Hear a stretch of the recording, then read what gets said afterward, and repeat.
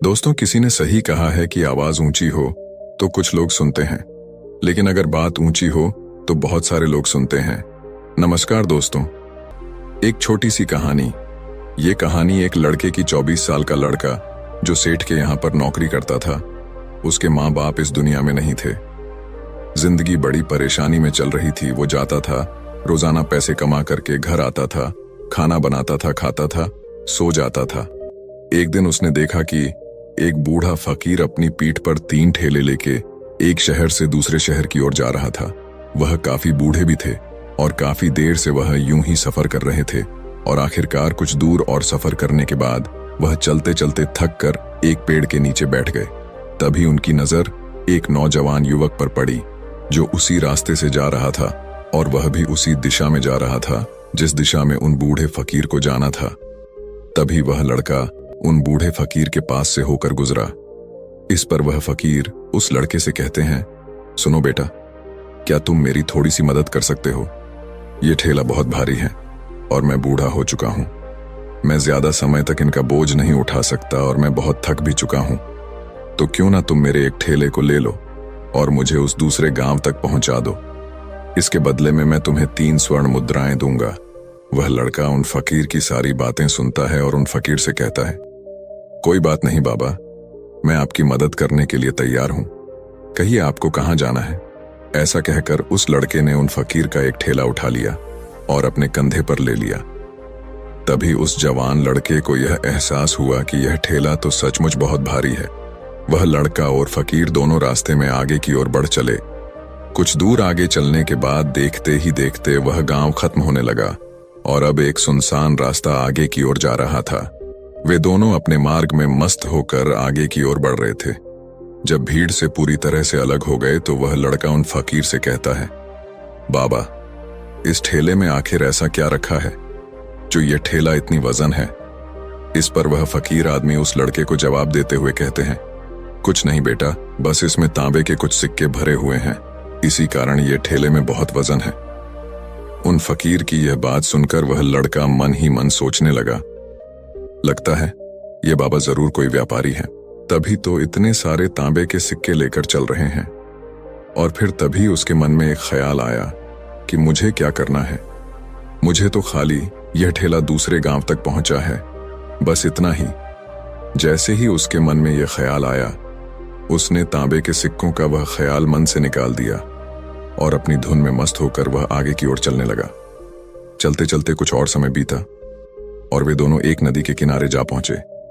वह लड़का हट्टा कट्टा था और काफी चुस्त और तंदुरुस्त भी था, इसलिए वह बिना सोचे समझे उस नदी में उतर जाता है। किंतु वह फकीर अब भी किनारे पर ही खड़े थे। इस पर वह लड़का उन फकीर से कहता है, क्या हुआ बाबा, चलिए आइए, हमें यह नदी पार करनी होगी, तभी तो हम उस गांव तक पहुंच पाएंगे।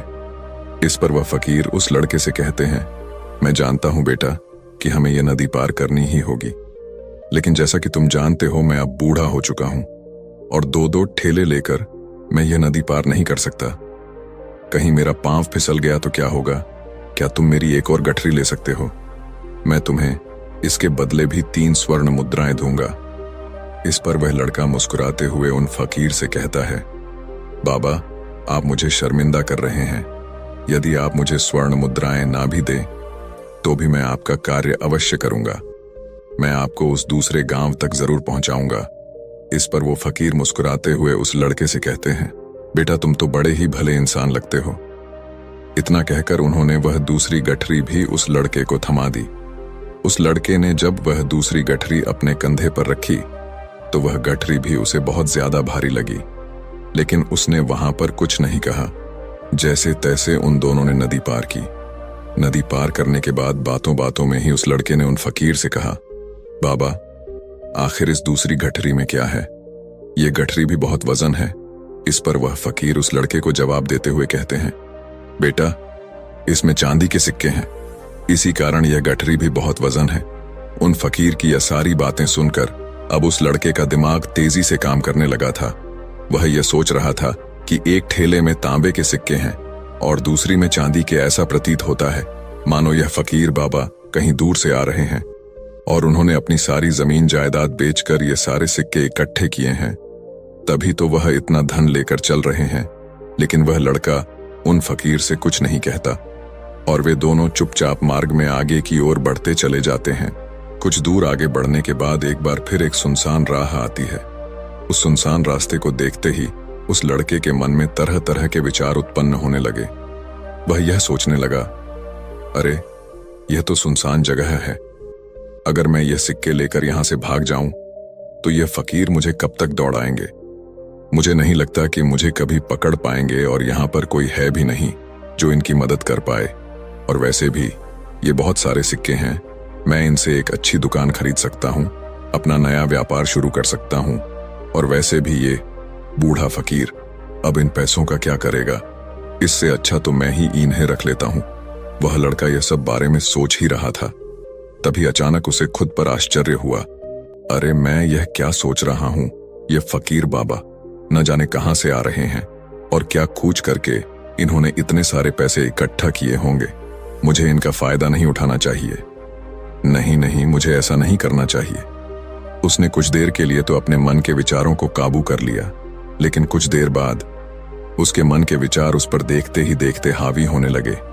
वह लड़का 2 ठेले लेकर उन फकीर के पीछे पीछे चल रहा था और कुछ दूर आगे चलने के बाद एक पहाड़ी आई। इस पर वह फकीर बाबा उस लड़के से कहते हैं, बेटा यह पहाड़ी मैं नहीं चढ़ पाऊंगा। मैं काफी बूढ़ा हो चुका हूं और मेरे घुटनों में भी दर्द रहता है। यदि तुम मेरी तीसरी गठरी भी ले लो तो मैं तुम्हें 3 और स्वर्ण मुद्राएं दूंगा, लेकिन याद रखना इसे कहीं गिराना मत, कहीं ये गठरियां खुल ना जाए।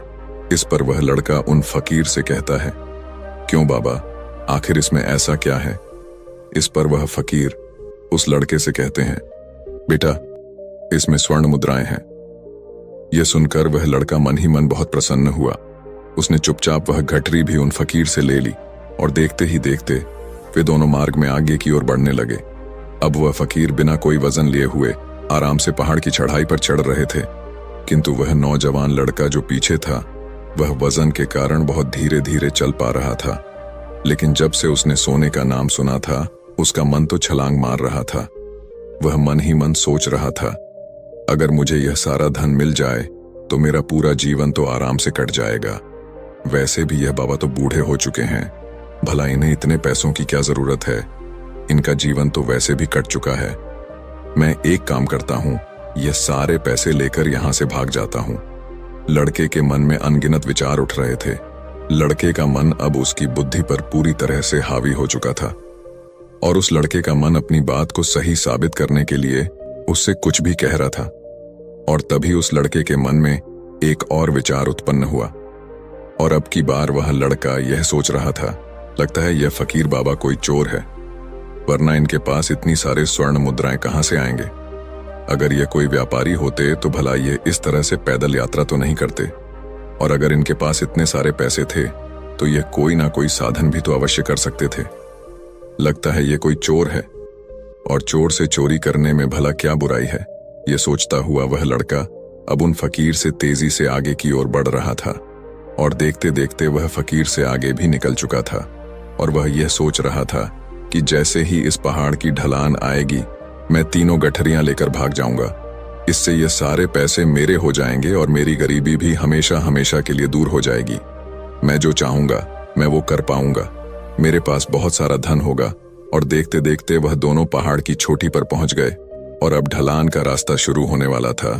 तभी वह लड़का उन फकीर से नजरें बचाकर वह 3 गठरियां लेकर भागता हुआ आगे बढ़ गया। अब उसे अपना शरीर बहुत हल्का महसूस हो रहा था, मानो उसे उन 3 ठेलों का वजन तक न मालूम पड़ रहा हो। काफी दूर दौड़ते दौड़ते किसी तरह से वह अपने आप को बचते बचाते अपने घर पहुंचा। उसकी खुशी का कोई ठिकाना नहीं था। उसने सोचा, क्यों ना मैं जल्दी जल्दी इन गठरियां में से वो सारे पैसे निकाल लूं। यह सोचकर जब उसने गठरियां खोली तो पहली गठरी में उसे लोहे से जंग भरे हुए सिक्के मिले। यह देखकर उसे यकीन नहीं हुआ। इस पर उसने फटाफट दूसरी गठरी भी खोल डाली। उसमें भी उसे लोहे के जंग लगे हुए सिक्के ही निकले। यह सब देखकर वह लड़का बड़ा हैरान था। आखिर यह सब क्या हो रहा है? उन फकीर ने तो मुझसे और ही कुछ कहा था। अब उसने वह सोने वाली गठरी खोली और उसमें भी लोहे के जंग लगे हुए सिक्के ही निकले। यह देखकर वो लड़का बड़ा क्रोधित हुआ। उसने सोचा, उन फकीर ने मुझसे झूठ क्यों कहा? उन्होंने मुझसे ऐसा क्यों कहा कि एक में तांबे के सिक्के हैं, एक में चांदी के और तीसरे में स्वर्ण मुद्राएं हैं? वह यह सब सोच ही रहा था कि तभी उसकी नजर उस थैले में पड़े एक पत्र पर पड़ी। उसने वह पत्र उठाया और उस पत्र में लिखा था, यह पूरा नाटक ईमानदार व्यक्ति की खोज करने के लिए रचा गया है और मैं इस राज्य का राजा हूँ। मेरी कोई संतान नहीं और इसीलिए मैंने यह षड्यंत्र रचा है ताकि मैं अपने राज्य में किसी एक ऐसे ईमानदार व्यक्ति की खोज कर सकूं जो मेरे बाद इस राज्य का राजा बन सके और इस राज्य भार को संभाल सके। और इस राज्य का भार वही संभाल सकता है जो पूरी तरह से ईमानदार हो, जिसके मन में किसी प्रकार का कोई लालच ना हो। इतना पढ़ते ही वह लड़का जोर जोर से चिल्लाने लगा। वह सर पकड़कर बैठ गया। वो यह जानता था कि यदि वह अपने मन के विचारों पर काबू कर लेता तो उसका जीवन संवर सकता है, लेकिन वह अपने मन के विचारों पर काबू नहीं कर पाया। दोस्तों, महात्मा बुद्ध कहते हैं कि मन ही सब कुछ है। आप जो सोचते हैं वही बनते हैं। इसलिए आपका सबसे बड़ा दुश्मन भी आपको उतना नुकसान नहीं पहुंचा सकता जितना कि आपके मन के यह अनियंत्रित विचार पहुंचा सकते हैं। महात्मा बुद्ध कहते हैं, अपने भीतर ध्यान से देखो। हमारे भीतर जो विचार चल रहे हैं वही विचार शब्द बनते हैं और शब्द कर्म के रूप में प्रकट होते हैं। बार बार दोहराने पर कर्म बर्ताव में बदलता है और धीरे धीरे समय के साथ बर्ताव चरित्र में परिवर्तित हो जाता है और यही चरित्र हमारे भाग्य का निर्माण भी करता है। इसलिए हमें हमेशा अपने विचारों के प्रति सजग होना बहुत आवश्यक है। हमें जागरूक होना बहुत आवश्यक है। हमें यह जानना जरूरी है कि हमारे मन में किस प्रकार के विचार आ रहे हैं। आगे महात्मा बुद्ध कहते हैं कि कमजोरी हमेशा छोटे विचार से शुरू होती है। यह एक बीज के रूप में होती है और यदि इस बीज को नष्ट न किया जाए तो यह छोटा सा विचार बहुत जल्द ही एक विशाल वृक्ष का रूप ले लेता है और हमारी बुद्धि की सोचने और समझने की क्षमता को पूरी तरह से नष्ट कर देता है। जिस प्रकार आपने इस कहानी में देखा किस प्रकार उस जवान लड़के का मन उस पर हावी हो चुका था और उसकी सही और गलत सोचने की क्षमता पूरी तरह से नष्ट हो चुकी थी, जिस कारण वह यह समझ नहीं पाया कि उसे क्या करना चाहिए और उसके लालच ने उसके भीतर इतनी ऊर्जा भर दी कि वह तीनों ठेले उठाकर इतनी तेजी से वहां से भागता आगे भी बढ़ गया।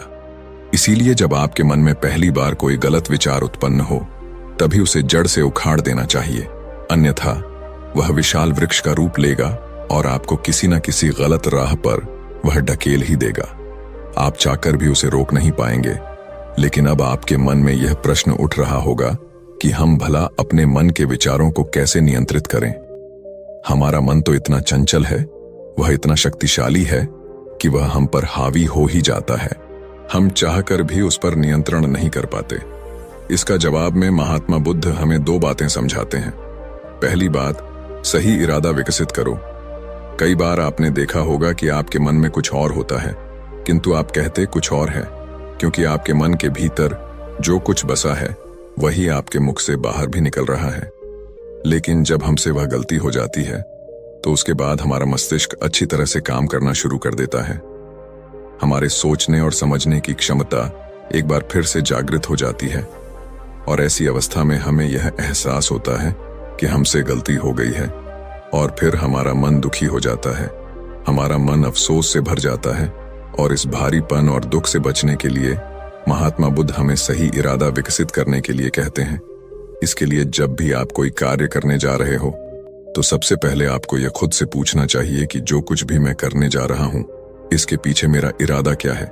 क्या मैं दूसरों को दुख पहुंचाना चाहता हूं या दूसरों को नीचा दिखाने जा रहा हूं या मुझे खुद को ऊपर उठाना है। खुद से सवाल कीजिए, खुद को जागृत कीजिए। जब आप इरादों के प्रति सचेत होने लगेंगे, जब आप विचारों के प्रति सजग होने लगेंगे, तभी आपके भीतर सकारात्मक ऊर्जा का प्रवाह होगा। तभी आप सकारात्मक इरादों से जुड़ने लगेंगे और आपके मन के भीतर बसी हुई वह नकारात्मक ऊर्जा और नकारात्मक इरादे दिन ब दिन कम होने लगेंगे। परंतु याद रहे, आपको यह हर रोज करना होगा और आपको यह हमेशा ध्यान रखना होगा कि आपको केवल अच्छा सोचना है। आपके इरादे हमेशा अच्छे होने चाहिए, तभी आप दुख और तकलीफों से बच सकते हैं। अन्यथा आप इसी तरह से दुख और तकलीफों में घिरे ही रहेंगे और आप कभी इससे निकल नहीं पाएंगे। दूसरी बात, मन के प्रति सजगता विकसित करो, जिससे आपका मन देखते देखते शांत होगा और आपके मन के भीतर बसी हुई वह नकारात्मक ऊर्जा, नकारात्मक विचार खत्म होने लगेंगे और आप शांति की ओर आगे बढ़ेंगे। और आपको इसके लिए बस इतना ही करना है कि इस पल में जो कुछ भी हो रहा है, आपकी आंखों के सामने आपके भीतर जो कुछ भी जैसा भी चल रहा है, बस उसे देखते रहना है। अपने मन के अच्छे बुरे विचार, अपनी भावनाएं और अपनी यादों पर बिना प्रतिक्रिया दिए उन्हें केवल देखते रहना है, जिससे आपके मन के सारे विचार देखते ही देखते खत्म होने लगेंगे। आपका मन खाली होने लगेगा और आप नकारात्मक विचारों से न सोच से बच सकते हैं और आप इन दुख और तकलीफों से भी दूर रह सकते हैं। इसीलिए महात्मा बुद्ध कहते हैं, जो स्वयं को देखता है वही सबसे बड़ा तपस्वी है। अर्थात जो अपने मन में चल रहे उन विचारों को बिना प्रतिक्रिया दिए हुए केवल देखता है और उन पर कोई भी प्रतिक्रिया नहीं करता, बस उन्हें देखता और समझता है। वास्तविकता में वही मन पर नियंत्रण भी कर सकता है और वही अपना जीवन सुखी और खुशहाली तौर पर जी सकता है। इसलिए यदि आप भी अपने जीवन को सुखी और खुशहाल बनाना चाहते हैं, तो आपको सबसे पहले अपने मन पर नियंत्रण साधना ही होगा। अपने मन को खाली करना ही होगा। अपने मन के विचारों के प्रति आपको सजग होना ही होगा। दोस्तों, उम्मीद है कि आपने आज की इस वीडियो से जरूर कुछ ना कुछ सीखा होगा। एक बार की बात है, रुरु एक मृग था। सोने के रंग में ढल्ला उसका सुंदर सजीला बदन माणिक, नीलम और पन्ने की कांति की चित्रांगता से शोभायमान था। मखमल से मुलायम उसके रेशमी बाल, आसमानी आंखें तथा तराशे स्फटिक से उसके खुर और सींग सहज ही किसी का मन मोह लेने वाले थे। तभी तो जब भी वह वन में चौकड़ियां भरता तो उसे देखने वाला हर कोई आह भर उठता। जाहिर है कि रुरु एक साधारण मृग नहीं था। उसकी अप्रतिम सुंदरता उसकी विशेषता थी, लेकिन उससे भी बड़ी उसकी विशेषता यह थी कि वह विवेकशील था और मनुष्य की तरह बातचीत करने में भी समर्थ था। पूर्व जन्म के संस्कार से उसे झांक था कि मनुष्य स्वभावत एक लोभी प्राणी है और लोभवश वह मानवीय करुणा का भी प्रतिकार करता आया है। फिर भी सभी प्राणियों के लिए उसकी करुणा प्रबल थी और मनुष्य उसके करुणा भाव के लिए कोई अपवाद नहीं था। यही करुणा रुरु की सबसे बड़ी विशिष्टता थी। एक दिन रुरु जब वन में स्वच्छंद विहार कर रहा था तो उसे किसी मनुष्य की चीत्कार सुनाई दी।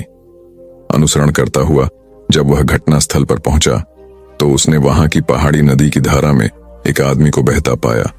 रुरु की करुणा सहज ही फूट पड़ी। वह तत्काल पानी में कूद पड़ा और डूबते व्यक्ति को अपने पैरों को पकड़ने की सलाह दी। डूबता व्यक्ति अपनी घबराहट में रुरु के पैरों को न पकड़ उसके ऊपर की सवार हो गया। नाजुक रुरु उसे झटक कर अलग कर सकता था, मगर उसने ऐसा नहीं किया। अपितु अनेक कठिनाइयों के बाद भी उस व्यक्ति को अपनी पीठ पर लाद बड़े संयम और मनोबल के साथ किनारे पर ला खड़ा किया। सुरक्षित आदमी ने जब रुरु को धन्यवाद देना चाहा तो रुरु ने उससे कहा, अगर तू सच में मुझे धन्यवाद देना चाहता है तो यह बात किसी को ही नहीं बताना कि तूने एक ऐसे मृग द्वारा पुनर्जीवन पाया है जो एक विशिष्ट स्वर्ण मृग है, क्योंकि तुम्हारी दुनिया के लोग जब मेरे अस्तित्व को जानेंगे तो वे निस्संदेह मेरा शिकार करना चाहेंगे। इस प्रकार उस मनुष्य को विदा कर रुरु पुनः अपने निवास स्थान को चला गया। कालांतर में उस राज्य की रानी को एक स्वप्न आया। उसने स्वप्न में रुरु साक्षात दर्शन कर लिए।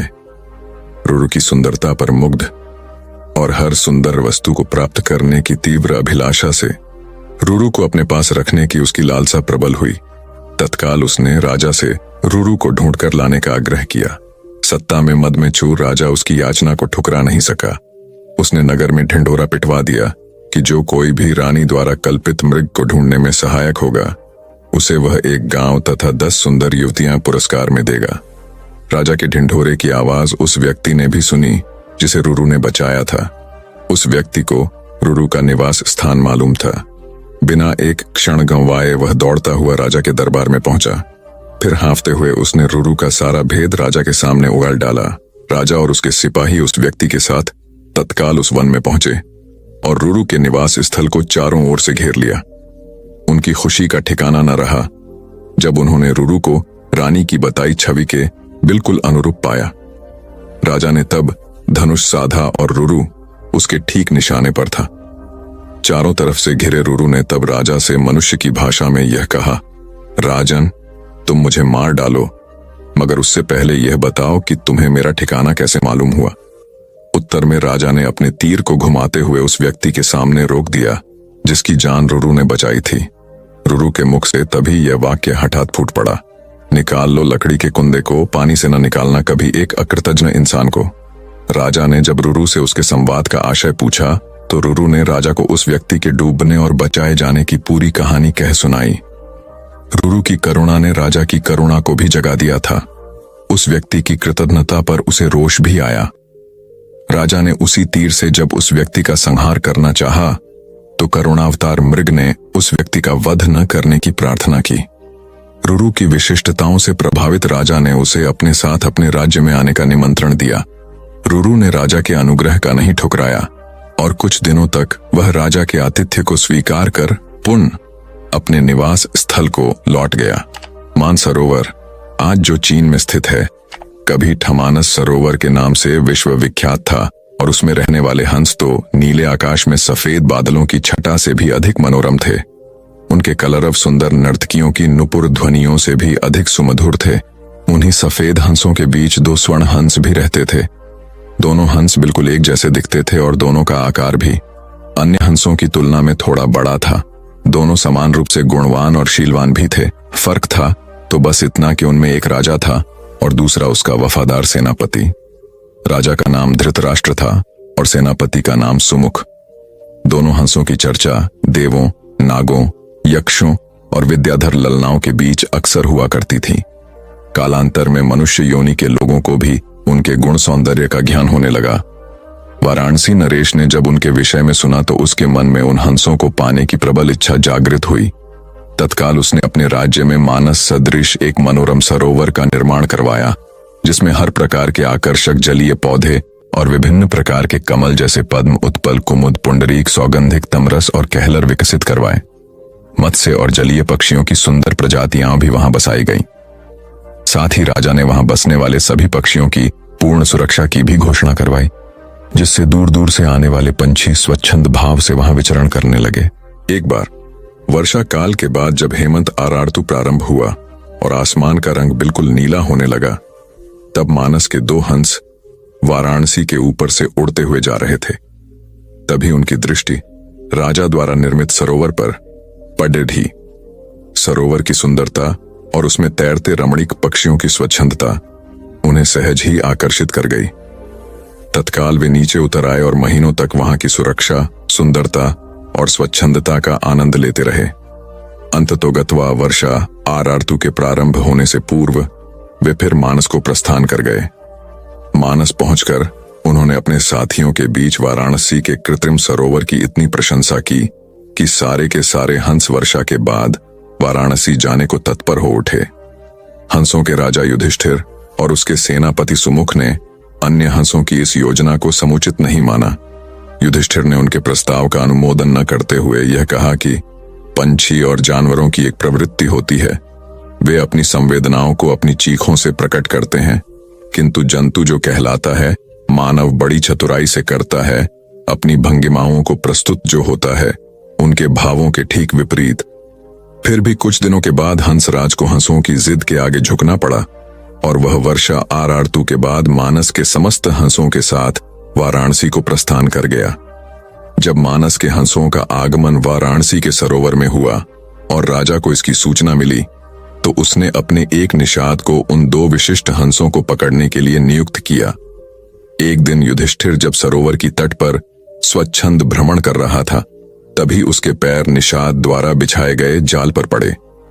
अपने पकड़े जाने की चिंता छोड़ उसने अपनी तीव्र चीखों से अपने साथी हंसों को तत्काल वहां से प्रस्थान करने को कहा, जिससे मानस के सारे हंस वहां से क्षण मात्र में अंतर्धान हो गए। रह गया तो केवल उसका एकमात्र वफादार हमशक्ल सेनापति सुमुख। हंसराज ने अपने सेनापति को भी उड़ जाने की आज्ञा दी, मगर वह दृढ़ता के साथ अपने राजा के पास ही जीना मरना उचित समझा। निषाद जब उन हंसों के करीब पहुंचा तो वह आश्चर्यचकित रह गया, क्योंकि पकड़ा तो उसने एक ही हंस था, फिर भी दूसरा उसके सामने निर्भीक खड़ा था। निषाद ने जब दूसरे हंस से इसका कारण पूछा तो वह और भी चकित हो गया, क्योंकि दूसरे हंस ने उसे यह बताया कि उसके जीवन से बढ़कर उसकी वफादारी और स्वामी भक्ति है। एक पक्षी के मुख से ऐसी बात सुनकर निषाद का हृदय परिवर्तन हो गया। वह एक मानव था, किंतु मानव धर्म के लिए वफादार नहीं था। उसने हिंसा का मार्ग अपनाया था और प्राणातिपात से अपना जीवन निर्वाह करता था। शीघ्र ही उस निषाद ने अपनी जागृत मानवता के प्रभाव में आकर दोनों ही हंसों को मुक्त कर दिया। दोनों हंस कोई साधारण हंस तो थे नहीं। उन्होंने अपनी दूरदृष्टि से यह जान लिया था कि वह निषाद निस्संदेह राजा के कोप का भागी बनेगा। अगर निषाद ने उनकी जान बख्शी थी तो उन्हें भी निषाद की जान बचानी थी। अतः तत्काल वे निषाद के कंधे पर सवार हो गए और उसे राजा के पास चलने को कहा। निषाद के कंधों पर सवार जब वे दोनों हंस राज दरबार पहुंचे तो समस्त दरबारीगण चकित हो गए। जिन हंसों को पकड़ने के लिए राजा ने इतना प्रयत्न किया था वे स्वयं ही उसके पास आ गए थे। विस्मित राजा ने जब उनकी कहानी सुनी तो उसने तत्काल ही निषाद को राजदंड से मुक्त कर पुरस्कृत किया। उसने फिर उन ज्ञानी हंसों को आतिथ्य प्रदान किया तथा उनकी देशनाओं को राजदरबार में सादर सुनता रहा। इस प्रकार कुछ दिनों तक राजा का आतिथ्य स्वीकार कर दोनों ही हंस पुनः मानस को वापस लौट गए। गंगा के किनारे एक वन में एक खरगोश रहता था। उसके 3 मित्र थे, बंदर, सियार और ऊद बिलाव। चारों ही मित्र दानवीर बनना चाहते थे। एक दिन बातचीत के क्रम में उन्होंने उपोषद के दिन परम दान का निर्णय लिया, क्योंकि उस दिन के दान का संपूर्ण फल प्राप्त होता है। ऐसी बौद्धों की अवधारणा रही है। उपोषद बौद्धों के धार्मिक महोत्सव का दिन होता है। जब उपोषद का दिन आया तो सुबह सवेरे सारे ही मित्र भोजन की तलाश में अपने अपने घरों से बाहर निकले।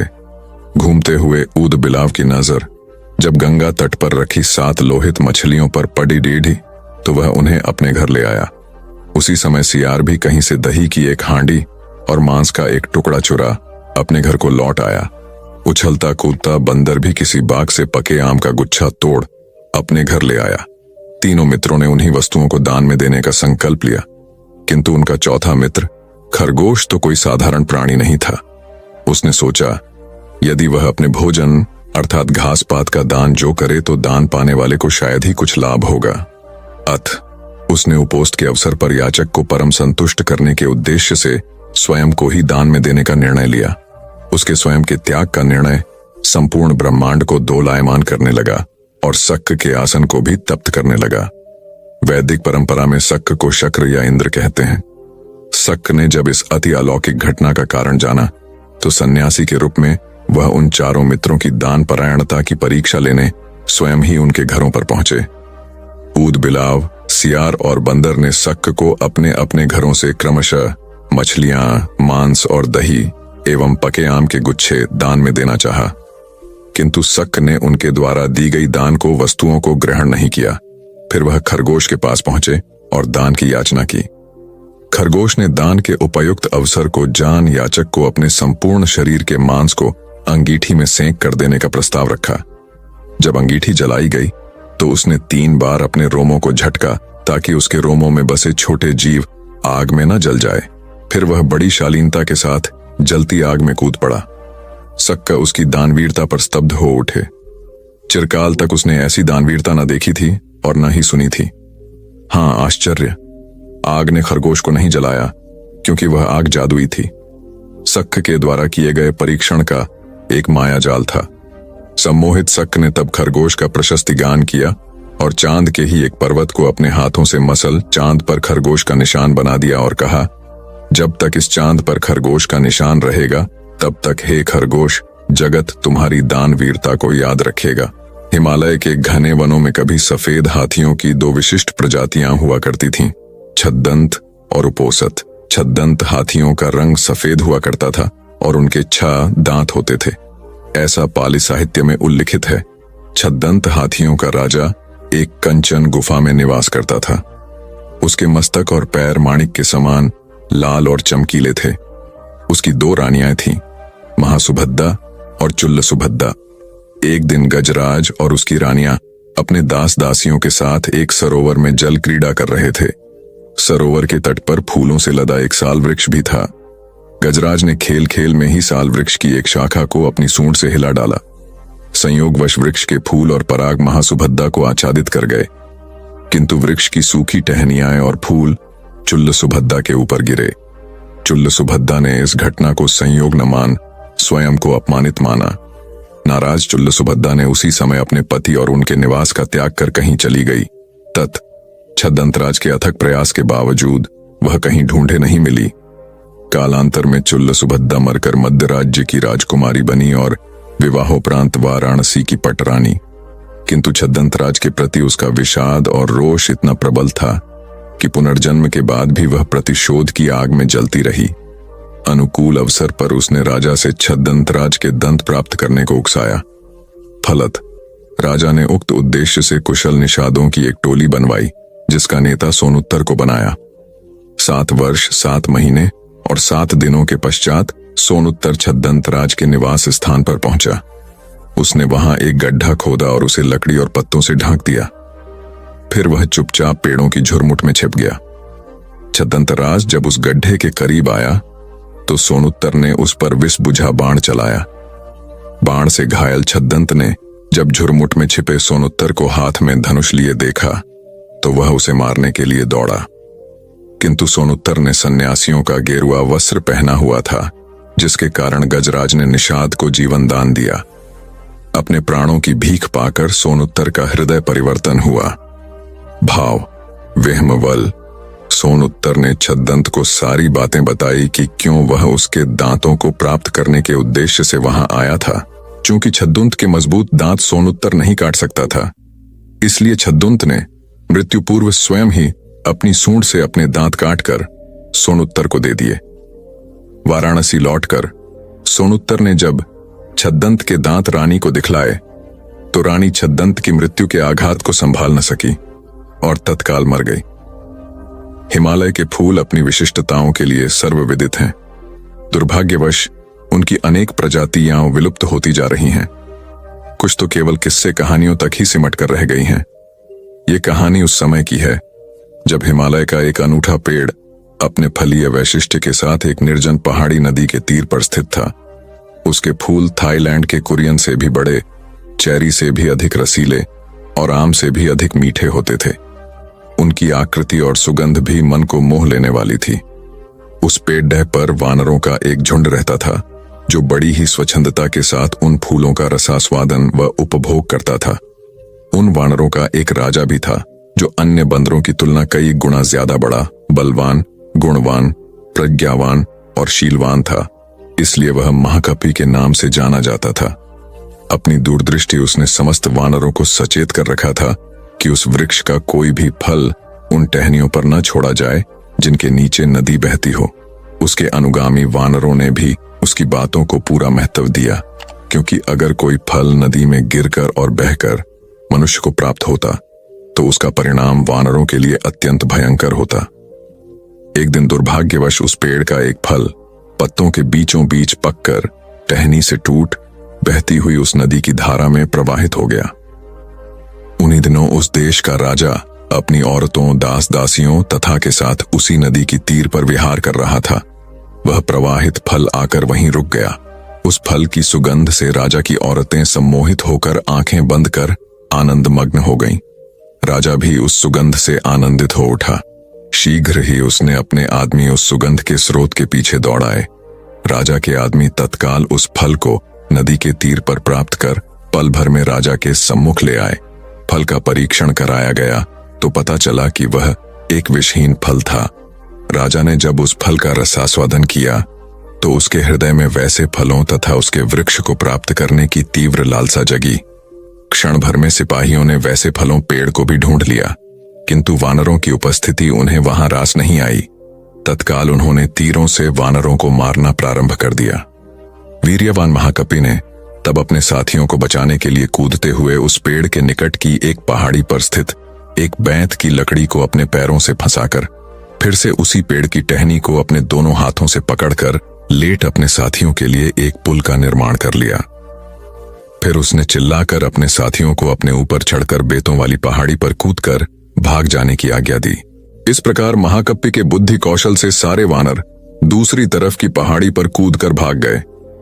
राजा ने महाकपि के त्याग को बड़े गौर से देखा और सराहा। उसने अपने आदमियों को महाकपि को जिंदा पकड़ लाने की आज्ञा दी। उस समय महाकपि की हालत अत्यंत गंभीर थी। साथ ही वानरों द्वारा कुचल जाने के कारण उसका सारा शरीर विदीर्ण हो उठा था। राजा ने उसके उपचार की सारी व्यवस्था भी करवाई, मगर महाकपि की आंखें हमेशा के लिए बंद हो चुकी थीं। हजारों साल पहले मगध जनपद के एक निकटवर्ती वन में 1000 हिरणों का एक समूह रहता था, जिसके राजा के 2 पुत्र थे, लखन और काल। जब मृगराज वृद्ध होने लगा तो उसने अपने दोनों पुत्रों को उत्तराधिकारी घोषित किया और प्रत्येक के संरक्षण में 500 मृग प्रदान किए, ताकि वे सुरक्षित आहार विहार का आनंद प्राप्त कर सकें। उन्हीं दिनों फसल काटने का समय भी निकट था तथा मगधवासी अपने लहलहाते खेतों को आवारा पशुओं से सुरक्षित रखने के लिए अनेक प्रकार के उपक्रम और खाइयों का निर्माण कर रहे थे। मृगों की सुरक्षा के लिए वृद्ध पिता ने अपने दोनों पुत्रों को अपने मृग समूहों को लेकर किसी सुदूर और सुरक्षित पहाड़ी पर जाने का निर्देश दिया। काला एक स्वेच्छाचारी मृग था। वह तत्काल अपने मृगों को लेकर पहाड़ी की ओर प्रस्थान कर गया। उसने इस बात की तनिक भी परवाह नहीं की कि लोग सूरज की रोशनी में उनका शिकार भी कर सकते थे। फलत रास्ते में ही उसके कई साथी मारे गए। लखन एक बुद्धिमान और प्रबुद्ध मृग था। उसे यह ज्ञान था कि मगधवासी दिन के उजाले में उनका शिकार भी कर सकते थे। अत उसने पिता द्वारा निर्दिष्ट पहाड़ी के लिए रात के अंधेरे में प्रस्थान किया।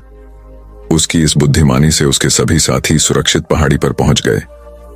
4 महीनों के बाद जब लोगों ने फसल काट ली तो दोनों ही मृग बंधु अपने अपने अनुचरों के साथ अपने निवास स्थान को लौट आए। जब वृद्ध पिता ने लखन के सारे साथियों को जीवित और काला के अनेक साथियों के मारे जाने का कारण जाना तो उसने खुले दिल से लखन की बुद्धिमत्ता की भूरी भूरी प्रशंसा की। हिमवंत के वन में कभी एक जंगली महिष रहता था, कीचड़ से सना, काला और बदबूदार, किंतु वह एक शीलवान महिष था। उसी वन में एक नटखट बंदर भी रहा करता था। शरारत करने में उसे बहुत आनंद आता था, मगर उससे भी अधिक आनंद उसे दूसरों को चिढ़ाने और परेशान करने में आता था। अत स्वभावतः वह महिष को भी परेशान करता रहता था। कभी वह सोते में उसके ऊपर कूद पड़ता, कभी उसे घास चरने से रोकता, तो कभी उसके सींगों को पकड़कर कूदता हुआ नीचे उतर जाता, तो कभी उसके ऊपर यमराज की तरह एक छड़ी लेकर सवारी कर लेता। भारतीय मिथक परंपराओं में यमराज की सवारी महिष बतलाई जाती है। उसी वन के एक वृक्ष पर एक यक्ष रहता था। उसे बंदर की छेड़खानी बिल्कुल पसंद न थी। उसने कई बार बंदर को दंडित करने के लिए महिष को प्रेरित किया, क्योंकि वह बलवान और बलिष्ठ भी था। किंतु महिष ऐसा मानता था कि किसी भी प्राणी को चोट पहुंचाना शीलत्व नहीं है और दूसरों को चोट पहुंचाना सच्चे सुख का अवरोधक भी है। वह यह भी मानता था कि कोई भी प्राणी अपने कर्मों से मुक्त नहीं हो सकता। कर्मों का फल तो सदा मिलता ही है। अतः बंदर भी अपने बुरे कर्मों का फल एक दिन अवश्य पाएगा। और एक दिन ऐसा ही हुआ, जबकि वह महिष घास चरता हुआ दूर किसी दूसरे वन में चला गया। संयोगवश उसी दिन एक दूसरा महिष पहले महिष के स्थान पर आकर चरने लगा। तभी उछलता कूदता बंदर भी उधर आ पहुंचा। बंदर ने आव देखी न ताव। पूर्ववत वह दूसरे महिष के ऊपर चढ़ने की वैसी ही धृष्टता कर बैठा, किंतु दूसरे महिष ने बंदर की शरारत को सहन नहीं किया और उसी तत्काल जमीन पर पटककर उसकी छाती में सींग घुसेड़ दिए और पैरों से उसे रौंद डाला। क्षण मात्र में ही बंदर के प्राण पखेरु उड़ गए। कभी हिमालय के घने वनों में एक हाथी रहता था। उसका शरीर चांदी की तरह चमकीला और सफेद था। उसकी आंखें हीरे की तरह चमकदार थीं। उसकी सूंड सुहागा लगे सोने के समान कांतिमय थी। उसके चारों पैर तो मानो लाख के बने हुए थे। वह 80,000 गजों का राजा भी था। वन में विचरण करते हुए एक दिन सीलवा ने एक व्यक्ति को विलाप करते हुए देखा। उसकी भंगिमाओं से यह स्पष्ट था कि वह उस निर्जन वन में अपना मार्ग भूल बैठा था। सीलवा को उस व्यक्ति की दशा पर दया आई। वह उसकी सहायता के लिए आगे बढ़ा, मगर व्यक्ति ने समझा कि हाथी उसे मारने आ रहा था। अत वह दौड़कर भागने लगा। उसके भय को दूर करने के उद्देश्य से सीलवा बड़ी शालीनता से अपने स्थान पर खड़ा हो गया, जिससे भागता आदमी भी थम गया। सीलवा ने ज्यों ही पैर फिर आगे बढ़ाया, वह आदमी फिर भाग खड़ा हुआ और जैसे ही सीलवा ने अपने पैर रोके, वह आदमी भी रुक गया। 3 बार जब सीलवा ने अपने उपक्रम को वैसे ही दोहराया तो भागते आदमी का भय भी भाग गया। वह समझ गया कि सीलवा कोई खतरनाक हाथी नहीं था। तब वह आदमी निर्भीक होकर अपने स्थान पर स्थिर हो गया। सीलवा ने तब उसके पास पहुंचाकर उसकी सहायता का प्रस्ताव रखा। आदमी ने तत्काल उसके प्रस्ताव को स्वीकार किया। सीलवा ने उसे तब अपनी सूंड के उठाकर पीठ पर बिठा लिया और अपने निवास स्थान पर ले जाकर नाना प्रकार के फलों से उसकी अवभगत की। अंततः जब उस आदमी की भूख प्यास का निवारण हो गया तो सीलवा ने उसे पुनः अपनी पीठ पर बिठाकर उस निर्जन वन के बाहर उसकी बस्ती के करीब लाकर छोड़ दिया। वह आदमी लोभी और कृतघ्न था। तत्काल ही वह एक शहर के बाजार में एक बड़े व्यापारी से हाथी दांत का सौदा कराया। कुछ ही दिनों में वह आरी आदि औजार और रास्ते के लिए समुचित भोजन का प्रबंध कर सीलवा के निवास स्थान को प्रस्थान कर गया। जब वह व्यक्ति से सीलवा के सामने पहुंचा तो सीलवा ने उससे उसके पुनरागमन का उद्देश्य पूछा। उस व्यक्ति ने तब अपनी निर्धनता दूर करने के लिए उसके दांतों की याचना की। उन दिनों सीलवा दान पारमी होने की साधना कर रहा था, अतः उसने उस आदमी की याचना को सहर्ष स्वीकार कर लिया तथा उसकी सहायता के लिए घुटनों पर बैठ गया ताकि वह उसके दांत काट सके। उस व्यक्ति ने शहर लौटकर सीलवा के दांतों को बेचा और उनकी भरपूर कीमत भी पाई, मगर प्राप्त धन से उसकी तृष्णा और भी बलवती हो गई। वह महीने भर में फिर सीलवा के पास पहुंचकर उसके शेष दांतों की याचना कर बैठा। सीलवा ने उस पुनः अनुग्रहित किया। कुछ ही दिनों के बाद वह लोभी फिर से सीलवा के पास पहुंचा और उसके शेष दांतों को भी निकाल कर ले जाने की इच्छा जताई। दान परायण सीलवा ने उस व्यक्ति की इस याचना को भी सहर्ष स्वीकार कर लिया। फिर क्या था, क्षण भर में वह आदमी सीलवा के मसूड़ों को काट छेद कर उसके सारे दांत समूल निकालकर और अपने गंतव्य को तत्काल प्रस्थान कर गया। खून से लटपट दर्द से व्याकुल कर रहता सीलवा फिर जीवित न रह सका और कुछ समय उपरांत दम तोड़ गया।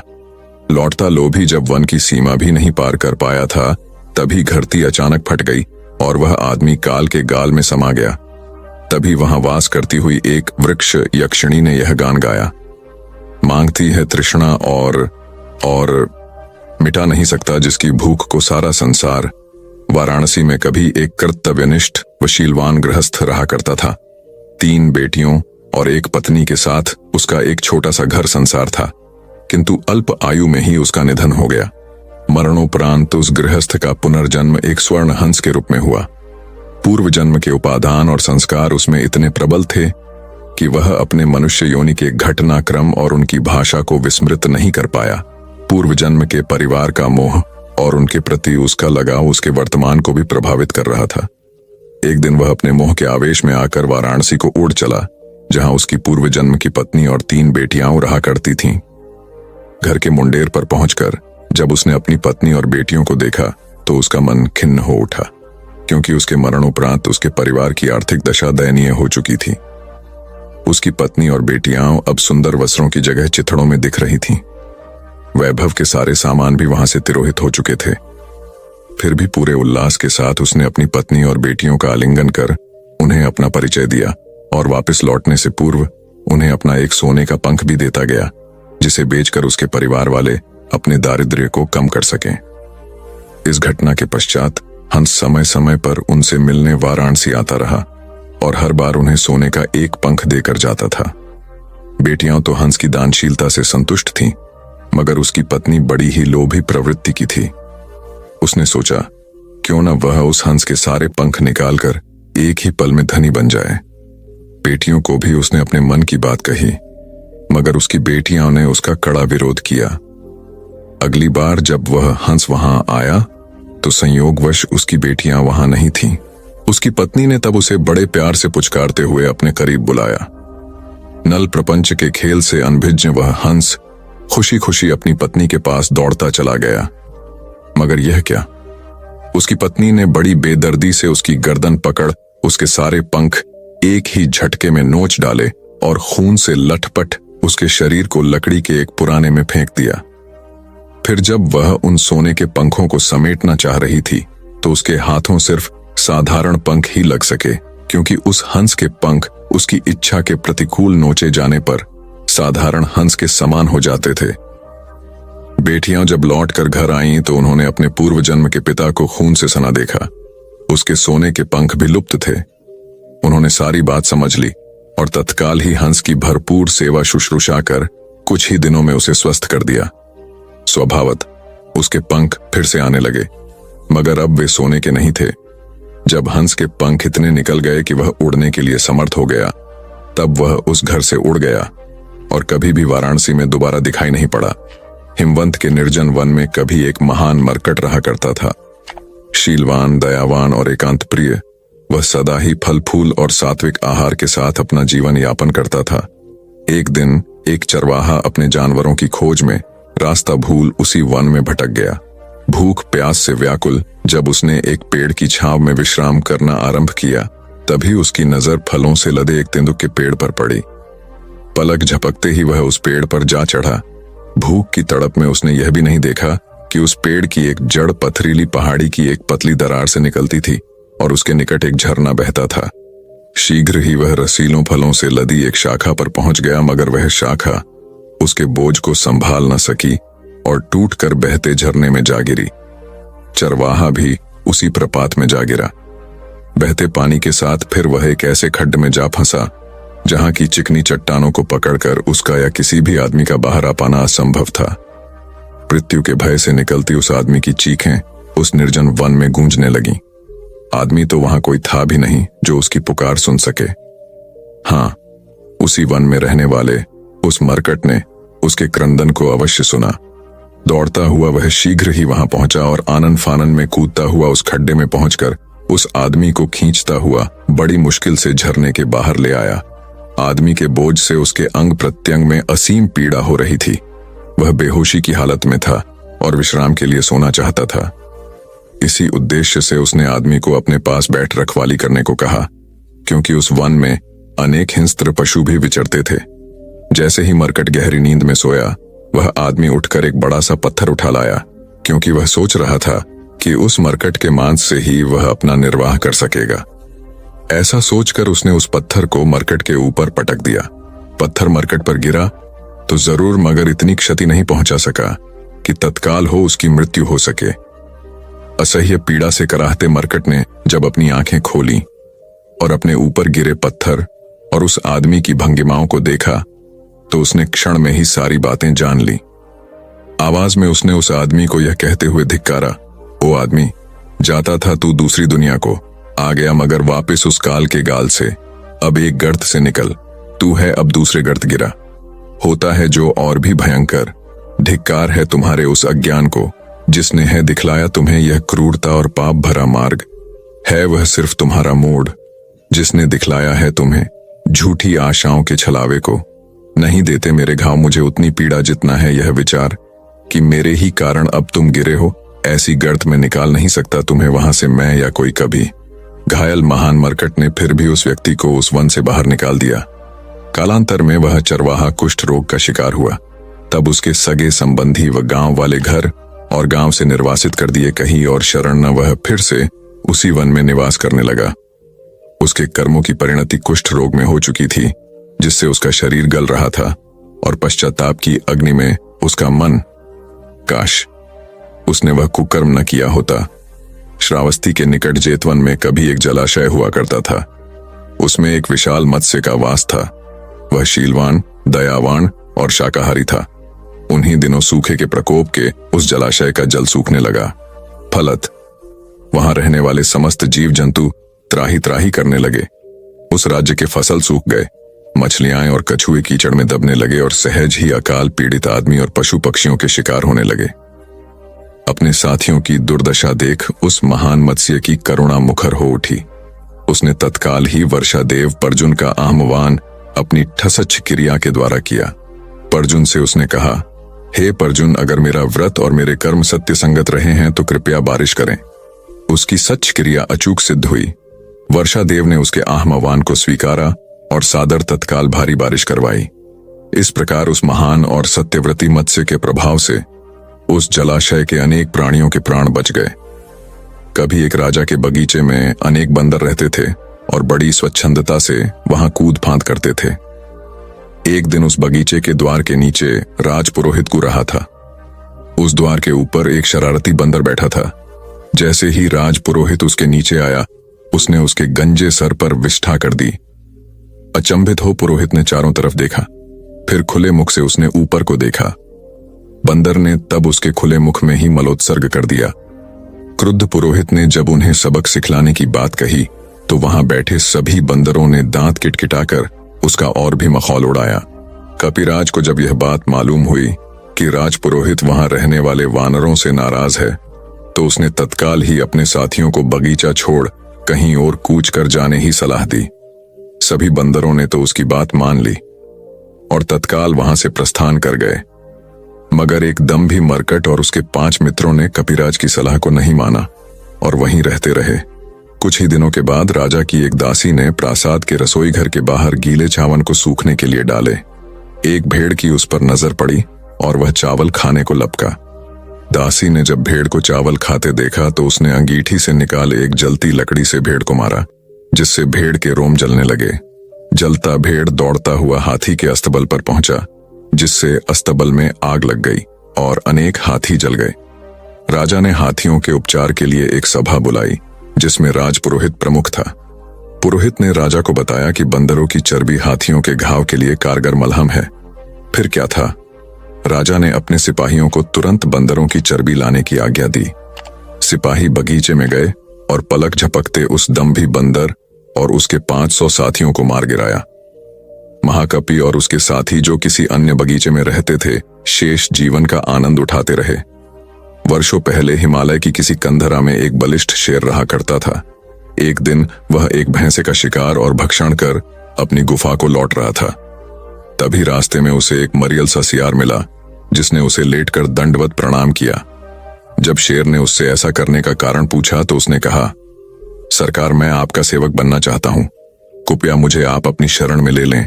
मैं आपकी सेवा करूंगा और आपके द्वारा छोड़े गए शिकार से अपना गुजर बसर कर लूंगा।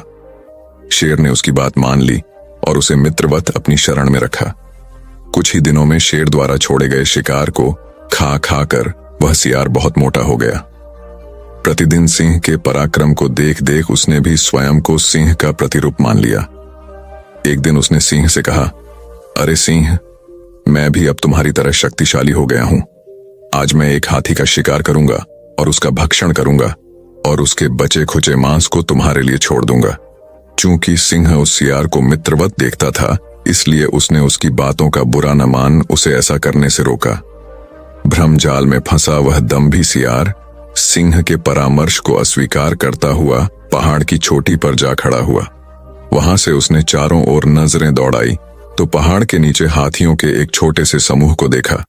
फिर सिंहनाद की तरह 3 बार सियार की आवाजें लगाकर एक बड़े हाथी के ऊपर कूद पड़ा, किंतु हाथी के सिर के ऊपर न गिर, वह उसके पैरों पर जा गिरा और हाथी अपनी मस्तानी चाल से अपना अगला पैर उसके सिर के ऊपर रख आगे बढ़ गया। क्षण भर में सियार का सिर चकनाचूर हो गया और उसके प्राण पखेरु उड़ गए। पहाड़ के ऊपर से सियार की सारी हरकतें देखता हुआ सिंह ने तब यह गाथा कही, होते हैं जो मूर्ख और घमंडी होती है, उनकी ऐसी ही गति। हिमालय के वन में निवास करते एक सन्यासी ने हाथी के एक बच्चे को अकेला पाया। उसे उस बच्चे पर दया आई और वह उसे अपनी कुटिया में ले आया। कुछ ही दिनों में उसे उस बच्चे से मोह हो गया और बड़े ममत्व से वह उसका पालन पोषण करने लगा। प्यार से वह उसे सोमदंत पुकारने लगा और उसके खान पान के लिए प्रचुर सामग्री जुटा देता। एक दिन जब सन्यासी कुटिया से बाहर गया हुआ था तो सोमदंत ने अकेले में खूब खाना खाया। तरह तरह के फलों के स्वाद में उसने यह भी नहीं जाना कि उसे कितना खाना चाहिए। वहां कोई उसे रोकने वाला भी तो नहीं था। वह तब तक खाता ही चला गया जब तक कि उसका पेट न फट गया। पेट फटने के तुरंत बाद ही उसकी मृत्यु हो गई। शाम को जब वह सन्यासी वापस कुटिया आया तो उसने वहां सोमदंत को मृत पाया। सोमदंत से वियोग उसके लिए असह्य था। उसके दुख की सीमा न रही। वह जोर जोर से रोने बिलखने लगा। शक, शक्र, इंद्र ने जब उस जैसे सन्यासी को रोते बिलखते देखा तो वह उसे समझाने नीचे आया। शक ने कहा, हे सन्यासी, तुम एक धनी गृहस्थ थे, मगर संसार के मोह को त्याग तुम आज एक सन्यासी बन चुके हो। क्या संसार और संसार के प्रति तुम्हारा मोह उचित है? शक के प्रश्न का उत्तर उस सन्यासी के पास था। उसे तत्काल ही अपनी मूर्खता और मोह का ज्ञान हो गया। मृत सोमदंत के लिए उसने तब विलाप करना बंद कर दिया।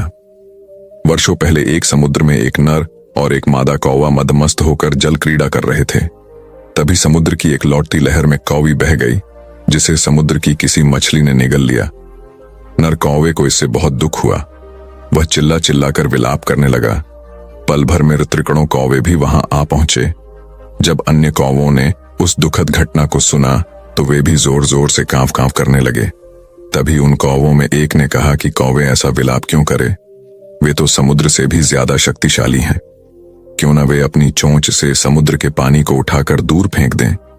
सारे कौवों ने इस बात को समुचित जाना और अपनी अपनी चोंचों के समुद्र का पानी भर दूर तट पर छोड़ने लगे। साथ ही वे कौवी की प्रशंसा भी करते जाते। एक कहता, कौवी कितनी सुंदर थी। दूसरा कहता, कौवी की आवाज कितनी मीठी थी। तीसरा कहता, समुद्र की हिम्मत कैसे हुई कि वह उसे बहा ले जाए। फिर कोई कहता, हम लोग समुद्र को सबक सिखलाकर ही रहेंगे। कौवों की बकवास समुद्र देव को बिल्कुल रास न आई और उसने एक शक्तिशाली लहर में सभी कौवों को बहा दिया। हिमवन में कभी 2 वानर बंधु रहते थे। बड़े का नाम नंदक और छोटे का नाम चुल्लनंदक था। वे दोनों वहां रहने वाले 80,000 वानरों के मुखिया थे। वाराणसी के वनों में कभी एक सुवर्ण मृग रहता था। उसकी आंखों रत्न सी चमकीली, सींग रजत की कांति लिए हुए तथा उसका शरीर अन्य हिरणों से अधिक बड़ा और सुंदर था। वह 500 मृगों का राजा था और उसे निग्रोधराज के नाम से पुकारा जाता था। उसी वन में उसी के सदृश एक और हिरण रहता था। वह भी 500 मृगों का राजा था। उसका नाम साखा था। उन दिनों वाराणसी नरेश को हिरण का मांस बहुत प्रिय था। हर रोज उसे हिरण के मांस के नए नए व्यंजन खाने का शौक था। राजा के अनुचर इससे बहुत परेशान रहते थे, क्योंकि हिरण बड़े चौकन्ने और बड़ी तेज चौकड़ियां भर क्षण भर में आंखों से ओझल हो जाते थे। एक दिन राजा के आदमियों ने प्रतिदिन हिरण के पीछे न भागने का एक निदान ढूंढ निकाला। उन लोगों ने वन से नगर को जाने वाली एक पगडंडी को छोड़ सारे को चारों तरफ से घेर लिया और ढोल बाजे के साथ वन केंद्र को बढ़ने लगे। तब सारे मृग नगर को जाने वाली पगडंडी से होते हुए राजा के एक उद्यान में इकट्ठे हो गए। जैसे ही सारे मृग उद्यान में पहुंचे, लोगों ने उद्यान द्वार बंद कर दिया। उन्हीं मृगों के बीच 2 स्वर्ण मृग भी थे। राजा ने जब उनकी चर्चा सुनी तो स्वयं भी वह उन्हें देखने आया तथा उनकी विशिष्टता के कारण उन्हें प्राणदान दे दिया। उस दिन के पश्चात जब भी राजा के अनुचर किसी हिरण को मारने आते तो उनके आगमन से डरकर हिरण जहां तहां भाग दौड़ करने लगते, जिसके कारण एक हिरण के स्थान पर अनेक हिरण मारे जाते या घायल हो जाते। इस आपदा से बचने के लिए हिरणों ने एक सभा की ओर तय किया कि प्रतिदिन एक हिरण राजा के घात स्थान पर स्वयं जाकर अपना बलिदान करे। राजा के अनुचरों को भी हिरणों के सहयोग से प्रसन्नता हुई और वे केवल आए हुए वध्य हिरण के ही प्राण हरते थे। एक दिन एक मादा हिरणी की बारी आई। उसके पेट में एक नन्हा हिरण पल रहा था। चूंकि वह शाखा हिरण की झुंड में रहती थी, इसलिए वह अपने राजा के पास जाकर अपने बदले किसी और को भेजने की प्रार्थना करने लगी। शाखा हिरण ने उसकी बात को यह कहते हुए ठुकरा दिया कि कानून में परिवर्तन संभव नहीं था। रोती बिलखती वह हिरणी फिर निग्रोधराज के पास पहुंची और उसके सामने भी अपनी प्रार्थना दोहराई। निग्रोधराज ने तब उसकी सहायता के लिए अपने प्राणों की बलि देना उचित समझा। अगले दिन जब राजा के अनुचरों ने वध्य स्थान पर एक स्वर्ण मृग को मरने के लिए तैयार खड़ा पाया तो उक्त घटना की सूचना तत्काल राजा को पहुंचाई। प्राणदान पाकर भी वह हिरण क्यों मृत्यु के लिए तत्पर था, इसका कारण राजा ने जानना चाहा। इसलिए उसने तत्काल घटना स्थल पर पहुंचकर निग्रोधराज से उसकी मृत्यु की तत्परता का कारण जानना चाहा। निग्रोधराज ने तब उसे गर्भिणी हिरणी की कथा सुनाई, जिसे सुनकर राजा ने उसके साथ उस गर्भवती हिरणी को भी अभय दान दिया। निग्रोधराज ने फिर अन्य हिरणों के विषय में पूछा कि उनके प्राणों के लिए राजा क्या करना चाहेंगे। राजा ने तब कहा, उन्हें भी प्राणदान प्राप्त होगा। निग्रोध ने पूछा, शेष जानवरों के प्राणों का क्या होगा? राजा ने कहा, उन्हें भी जीवन दान मिलेगा। मृग ने फिर पंछी और जलचरों के प्राणों के विषय में भी पूछा। राजा ने तब अपने राज्य में रहने वाले समस्त पक्षी और मत्स्य आदि की अवध्यता की घोषणा कर दी, और जब तक वह राजा जीवित रहा उसके राज्य में किसी भी जीव जंतु की हत्या नहीं की गई। एक बार किसी ने 2 तोते भाइयों को पकड़कर एक राजा को भेंट में दिया। तोतों के गुण और वर्ण से प्रसन्न हो राजा ने उन्हें सोने के पिंजरे में रखा, उनका यथोचित सत्कार करवाया और प्रतिदिन शहद और भुने मक्के का भोजन करवाता रहा। उन तोतों में बड़े का नाम राधा और छोटे का नाम पोठपाद था। एक दिन एक वनवासी राजा को एक काले भयानक बड़े बड़े हाथों वाला एक लंगूर भेंट में दे गया। गिबन प्रजाति का वह लंगूर सामान्यतः एक दुर्लभ प्राणी था, इसलिए लोग उस विचित्र प्राणी को देखने को टूट पड़ते। लंगूर के आगमन से तोतों के प्रति लोगों का आकर्षण कम होता गया और उनके सरकार का भी। लोगों के बदलते रुख से खिन्न हो पोठपाद खुद को अपमानित महसूस करने लगा और रात में उसने अपने अपने मन की पीड़ा राधा को कह सुनाई। राधा ने अपने छोटे भाई को ढाढ़स बढ़ाते हुए समझाया, भाई चिंतित न हो, गुणों की सर्वत्र पूजा होती है। शीघ्र ही इस लंगूर के गुण दुनिया वालों के सामने प्रकट होंगे और तब लोग उससे विमुख हो जाएंगे। कुछ दिनों के बाद ऐसा ही हुआ। जब नन्हे राजकुमार उस लंगूर से खेलना चाहते थे, इस तो लंगूर ने अपना भयानक मुख फाड़ दांतें किटकिटाकर इतनी जोर से डराया कि वे चीख चीख कर रोने लगे। बच्चों के भय और रुदन की सूचना जब राजा के कानों पर पड़ी तो उसने तत्काल ही लंगूर को जंगल में छुड़वा दिया। उस दिन के बाद से राधा और पोठपाद की आवभगत फिर से पूर्ववत होती रही। दान में प्राप्त बछड़े को एक ब्राह्मण ने बड़े ही ममत्व के साथ पाला पोसा और उसका नाम नंदी विशाल रखा। कुछ ही दिनों में वह बछड़ा एक बलिष्ठ बैल बन गया। नंदी विशाल बलिष्ठ ही नहीं, एक बुद्धिमान और स्वामी भक्त बैल था। उसने एक दिन ब्राह्मण के प्रति कृतज्ञता झापिट करते हुए कहा, हे ब्राह्मण, आपने वर्षों मेरा पालन पोषण किया है, आपने तन मन और धन से मेरा उपकार किया है। मैं आपका आराधनी हूं। अत आपके उपकार के बदले में आपके प्रचुर धन लाभ के लिए सहायता करना चाहता हूं और एक युक्ति सुझाता हूं। चूंकि मेरे जैसे बलिष्ठ बैल इस संसार में अन्यत्र कहीं नहीं है, इसलिए हाट जाकर आप 1000 स्वर्ण मुद्राओं की सट्टा लगाएं कि आपका बैल 100 बड़ी बड़ी गाड़ियों का बोझ इकट्ठा खींच सकता है। ब्राह्मण को वह युक्ति पसंद आई और बड़े साहूकारों के साथ उसने बाजी लगा ली। पूरी तैयारी के साथ जैसे ही नंदी विशाल ने 100 भरी गाड़ियों को खींचने की भंगिमा बनाई, ब्राह्मण ने तभी नंदी विशाल को गाली देते हुए कहा, दुष्ट, खींच खींच इन गाड़ियों को फटाफट। नंदी को ब्राह्मण की भाषा पसंद नहीं आई। वह रुष्ट होकर वहीं जमीन पर बैठ गया। फिर ब्राह्मण ने हजारों युक्तियां उसे उठाने के लिए लगाई, मगर वह टस से मस न हुआ। साहूकारों ने ब्राह्मण का अच्छा मजाक बनाया और उससे उसकी 1000 स्वर्ण मुद्राएं भी ले गए। दुख और अपमान से प्रताड़ित वह हारा जुआरी अपने घर पर पड़ी एक खाट पर लेटकर विलाप करने लगा। तब नंदी विशाल को उस ब्राह्मण पर दया आ गई। वह उसके पास गया और पूछा, हे ब्राह्मण, क्या मैंने आपके घर पर कभी भी किसी चीज का कोई भी नुकसान कराया है या कोई दुष्टता या धृष्टता की है? ब्राह्मण ने जब नहीं में सिर हिलाया तो उसने पूछा, क्यों आपने मुझे सभी के सामने भरे बाजार में ठदुष्ट कहकर पुकारा था? ब्राह्मण को तब अपनी मूर्खता का ज्ञान हो गया। उसने बैल से क्षमा मांगी। तब नंदी ने ब्राह्मण को 2000 स्वर्ण मुद्राओं का सट्टा लगाने को कहा। दूसरे दिन ब्राह्मण ने एक बार फिर भीड़ जुटाई और 2000 स्वर्ण मुद्राओं के दांव के साथ नंदी विशाल को बोझ से लदे 100 गाड़ियों को खींचने का आग्रह किया। बलिष्ठ नंदी विशाल ने तब पलक झपकते ही उन सारी गाड़ियों को बड़ी आसानी से खींचकर दूर ले गया। ब्राह्मण ने तब 2000 स्वर्ण मुद्राओं को सहज ही प्राप्त कर लिया।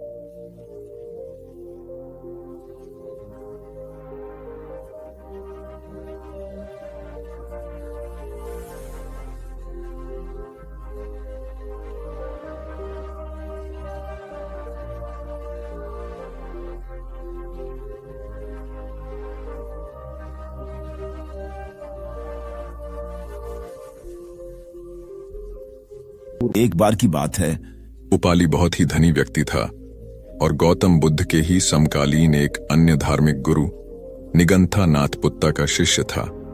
नाथपुत्ता के उपदेश बुद्ध से अलग प्रकार के थे। उपाली एक बहुत ही विलक्षण वक्ता था और वाद विवाद में भी बहुत ही कुशल था। उसके गुरु ने उसे एक दिन कहा कि वह कर्म के कार्य कारण सिद्धांत पर बुद्ध को बहस की चुनौती दे। एक लंबे और जटिल बहस के बाद बुद्ध उपाली का संदेह दूर करने में सफल रहे और उपाली को बुद्ध से सहमत होना पड़ा कि उसके धार्मिक गुरु के विचार गलत हैं। उपाली बुद्ध के उपदेशों से इतना प्रभावित हो गया कि उसने बुद्ध को तत्काल उसे अपना शिष्य बना लेने का अनुरोध किया। लेकिन उसे आश्चर्य हुआ जब बुद्ध ने उसे यह सलाह दी, प्रिय उपाली, तुम एक ख्याति प्राप्त व्यक्ति हो। पहले तुम आश्वस्त हो जाओ कि तुम अपना धर्म केवल इसलिए नहीं बदल रहे हो कि तुम मुझसे प्रसन्न हो या तुम केवल भावुक होकर यह फैसला कर रहे हो। खुले दिमाग से मेरे समस्त उपदेशों पर फिर से विचार करो और तभी मेरा अनुयायी बनो। चिंतन की स्वतंत्रता की भावना से ओतप्रोत बुद्ध के इस विचार को सुनकर उपाली और भी प्रसन्न हो गया। उसने कहा, प्रभु, यह आश्चर्य की बात है कि आपने मुझे पुनर्विचार करने के लिए कहा। कोई अन्य गुरु तो मुझे बेहिचक मुझे अपना शिष्य बना लेता। इतना ही नहीं, वह तो धूमधाम से सड़कों पर जुलूस निकालकर इसका प्रचार करता कि देखो, इस करोड़पति ने अपना धर्म त्याग कर मेरा धर्म अपना लिया है। अब तो मैं और भी आश्वस्त हो गया। कृपया मुझे अपना अनुयायी स्वीकार करें। बुद्ध ने उपाली को अपने साधारण अनुयायी के रूप में स्वीकार तो कर लिया, लेकिन उसे यह सलाह दी, प्रिय उपाली, हालांकि तुम अब मेरे अनुयायी बन चुके हो, लेकिन तुम्हें अब भी सहिष्णुता और करुणा का परिचय देना चाहिए। अपने पुराने गुरु को भी दान देना जारी रखो, क्योंकि वह अभी भी तुम्हारी सहायता पर आश्रित हैं। एक तरह का सुख तो मिलेगा, लेकिन यह भी बहुत दूर जाने वाला नहीं है। इसीलिए बुद्ध ने कहा, समाधि में सुख है, बुद्धोत्पाद में सुख है। यह तो परम व्याख्या हुई सुख की, फिर यह भी तो हुआ नहीं है।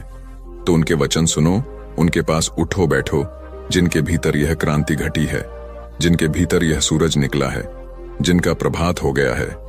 जहां सूर्योदय हुआ है उनके पास रमो, इसमें सुख है, मगर इसमें ही रुक मत जाना। ध्यान रखना कि जो उनको हुआ है वह तुम्हें भी करना है। उस करने के उपाय का नाम समाधि है। सुनो बुद्धों को और चेष्टा करो बुद्धों जैसे बनने की। उस चेष्टा का नाम समाधि है। उस चेष्टा का फल है बुद्धोत्पोद। सुनो बुद्धों के वचन, फिर बुद्धों जैसे बनने की चेष्टा में लगना, ध्यान, समाधि, योग। और जिस दिन बन जाओ उस दिन परम सुख। एक दिन बुद्ध प्रातः भिक्षुओं की सभा में पधारे। सभा में प्रतीक्षारत उनके शिष्य यह देख चकित हुए कि बुद्ध पहली बार अपने हाथ में कुछ लेकर आए थे। उनके हाथ में एक रूमाल था। बुद्ध के हाथ में रूमाल देखकर सभी समझ गए कि इसका कुछ विशेष प्रयोजन होगा। बुद्ध अपने आसन पर विराजे। उन्होंने किसी से कुछ न कहा और रूमाल में कुछ दूरी पर 5 गांठें लगा दी। सब उपस्थित यह देख मन में सोच रहे थे कि अब बुद्ध क्या करेंगे, क्या कहेंगे। बुद्ध ने उनसे पूछा, कोई मुझे यह बता सकता है कि क्या यह वही रूमाल है जो गांठें लगने के पहले था? शारिपुत्र ने कहा, इसका उत्तर देना कुछ कठिन है। एक तरह से देखें तो रूमाल वही है, क्योंकि इसमें कोई परिवर्तन नहीं हुआ है। दूसरी दृष्टि से देखें तो पहले इसमें 5 गांठ नहीं लगी थी, अतः यह रूमाल पहले जैसा नहीं रहा। और जहां तक इसकी मूल प्रकृति का प्रश्न है, वह अपरिवर्तित है। इस रूमाल का केवल बाह्य रूप ही बदला है, इसका पदार्थ और इसकी मात्रा वही है। तुम सही कहते हो शारिपुत्र, बुद्ध ने कहा। अब मैं इन गांठों को खोल देता हूं। यह कहकर बुद्ध रूमाल के दोनों सिरों को एक दूसरे से दूर खींचने लगे। तुम्हें क्या लगता है शारिपुत्र, इस प्रकार खींचने पर क्या मैं इन गांठों को खोल पाऊंगा? नहीं तथागत, इस प्रकार तो आप इन गांठों को और अधिक सघन और सूक्ष्म बना देंगे और ये कभी नहीं खुलेंगी, शारिपुत्र ने कहा। ठीक है, बुद्ध बोले। अब तुम मेरे अंतिम प्रश्न का उत्तर दो कि इन गांठों को खोलने के लिए मुझे क्या करना चाहिए? शारिपुत्र ने कहा, तथागत, इसके लिए मुझे सर्वप्रथम निकटता से यह देखना होगा कि ये गांठें कैसे लगाई गई हैं। इसका ज्ञान किए बिना मैं इन्हें खोलने का उपाय नहीं बता सकता।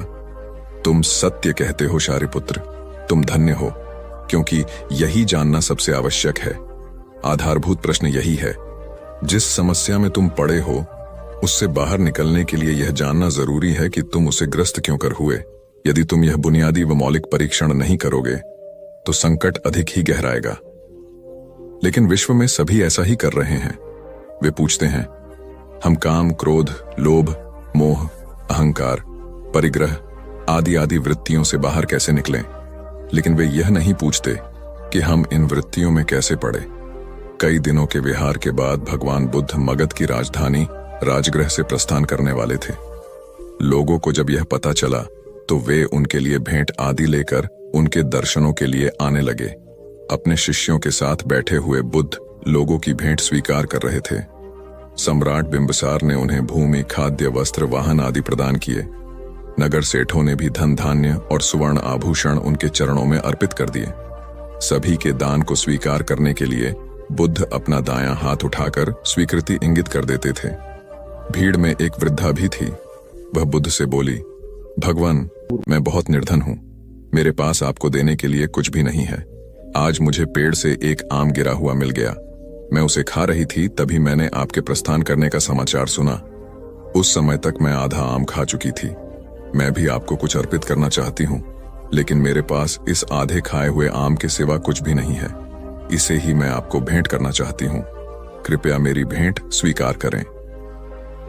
वहां उपस्थित अपार जनसमुदाय, राजा, महाराजाओं और सेठों ने देखा कि भगवान बुद्ध अपने आसन से उठकर नीचे आए और उन्होंने दोनों हाथ फैलाकर वृद्धा का आधा आम स्वीकार किया।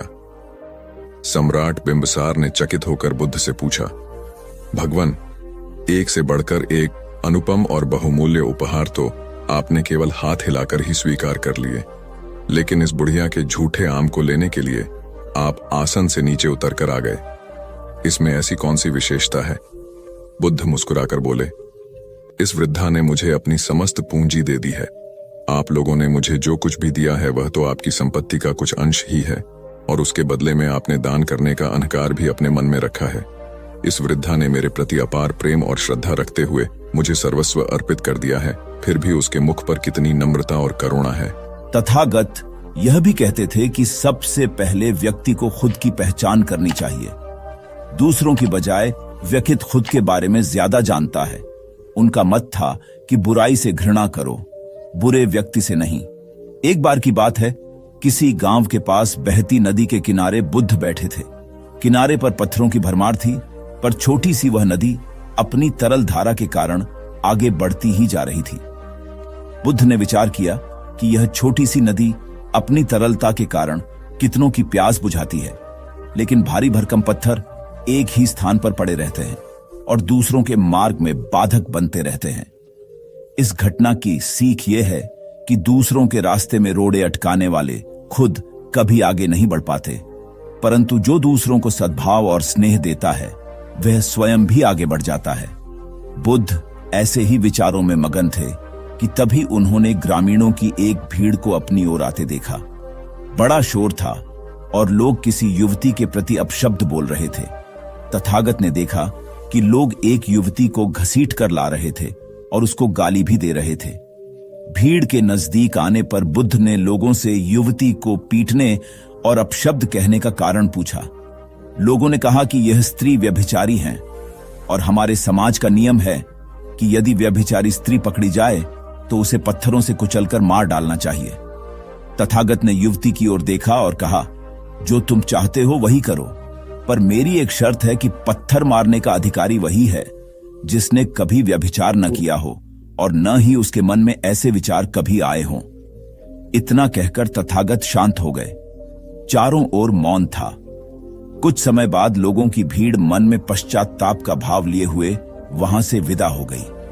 इस घटना से यही सत्य उभरता है कि हम खुद अपने प्रति न्याय कर सकते हैं, दूसरों के प्रति नहीं, क्योंकि हमारी जानकारी दूसरों के विषय में अधूरी होती है। यदि हम किसी के प्रति न्याय करना चाहते हैं तो उसे ऐसा प्यार और स्नेह मिलना चाहिए कि खुद ही अपने दोषों को स्वीकार कर ले और उन्हें पुनः न दोहराने का व्रत ले। अंतिम दिन है। इसी दिन तुम 1 वर्ष पहले यहां आए थे और मैंने तुम्हें वचन दिया था कि 1 वर्ष बाद तुम जो पूछोगे मैं उत्तर दूंगा। मैं उत्तर देने को तैयार हूं। अब तुम प्रश्न पूछो। मौलुंग का पुत्र हंसने लगा और उसने कहा, आपने मुझे भी धोखा दिया। वह सारिपुत्र ठीक कहता था। अब कोई प्रश्न ही पूछने के लिए नहीं रहा, तो मैं क्या पूछूं? मेरे पास पूछने के लिए कुछ भी नहीं है। असल में यदि तुम सत्य नहीं हो तो समस्याएं होती हैं और प्रश्न होते हैं। वे तुम्हारे झूठ से पैदा होते हैं। तुम्हारे स्वप्न, तुम्हारी नींद से वे पैदा होते हैं। जब तुम सत्य, प्रामाणिक, मौन, समग्र होता हो, वे तिरोहित हो जाते हैं। मेरी समझ ऐसी है कि मन की एक अवस्था है जहां केवल प्रश्न होते हैं और मन की एक अवस्था है जहां केवल उत्तर होते हैं, और वे कभी साथ साथ नहीं होते। यदि तुम अभी भी पूछ रहे हो तो तुम उत्तर नहीं ग्रहण कर सकते। मैं उत्तर दे सकता हूं लेकिन तुम उसे ले नहीं सकते। यदि तुम्हारे भीतर प्रश्न उठने बंद हो गए हैं तो मुझे उत्तर देने की कोई जरूरत नहीं है, तुम्हें उत्तर मिल जाता है। किसी प्रश्न का उत्तर नहीं दिया जा सकता है। मन की एक ऐसी अवस्था उपलब्ध करनी होती है जहां कोई प्रश्न नहीं उठते। मन की प्रश्न रहित अवस्था ही एकमात्र उत्तर है।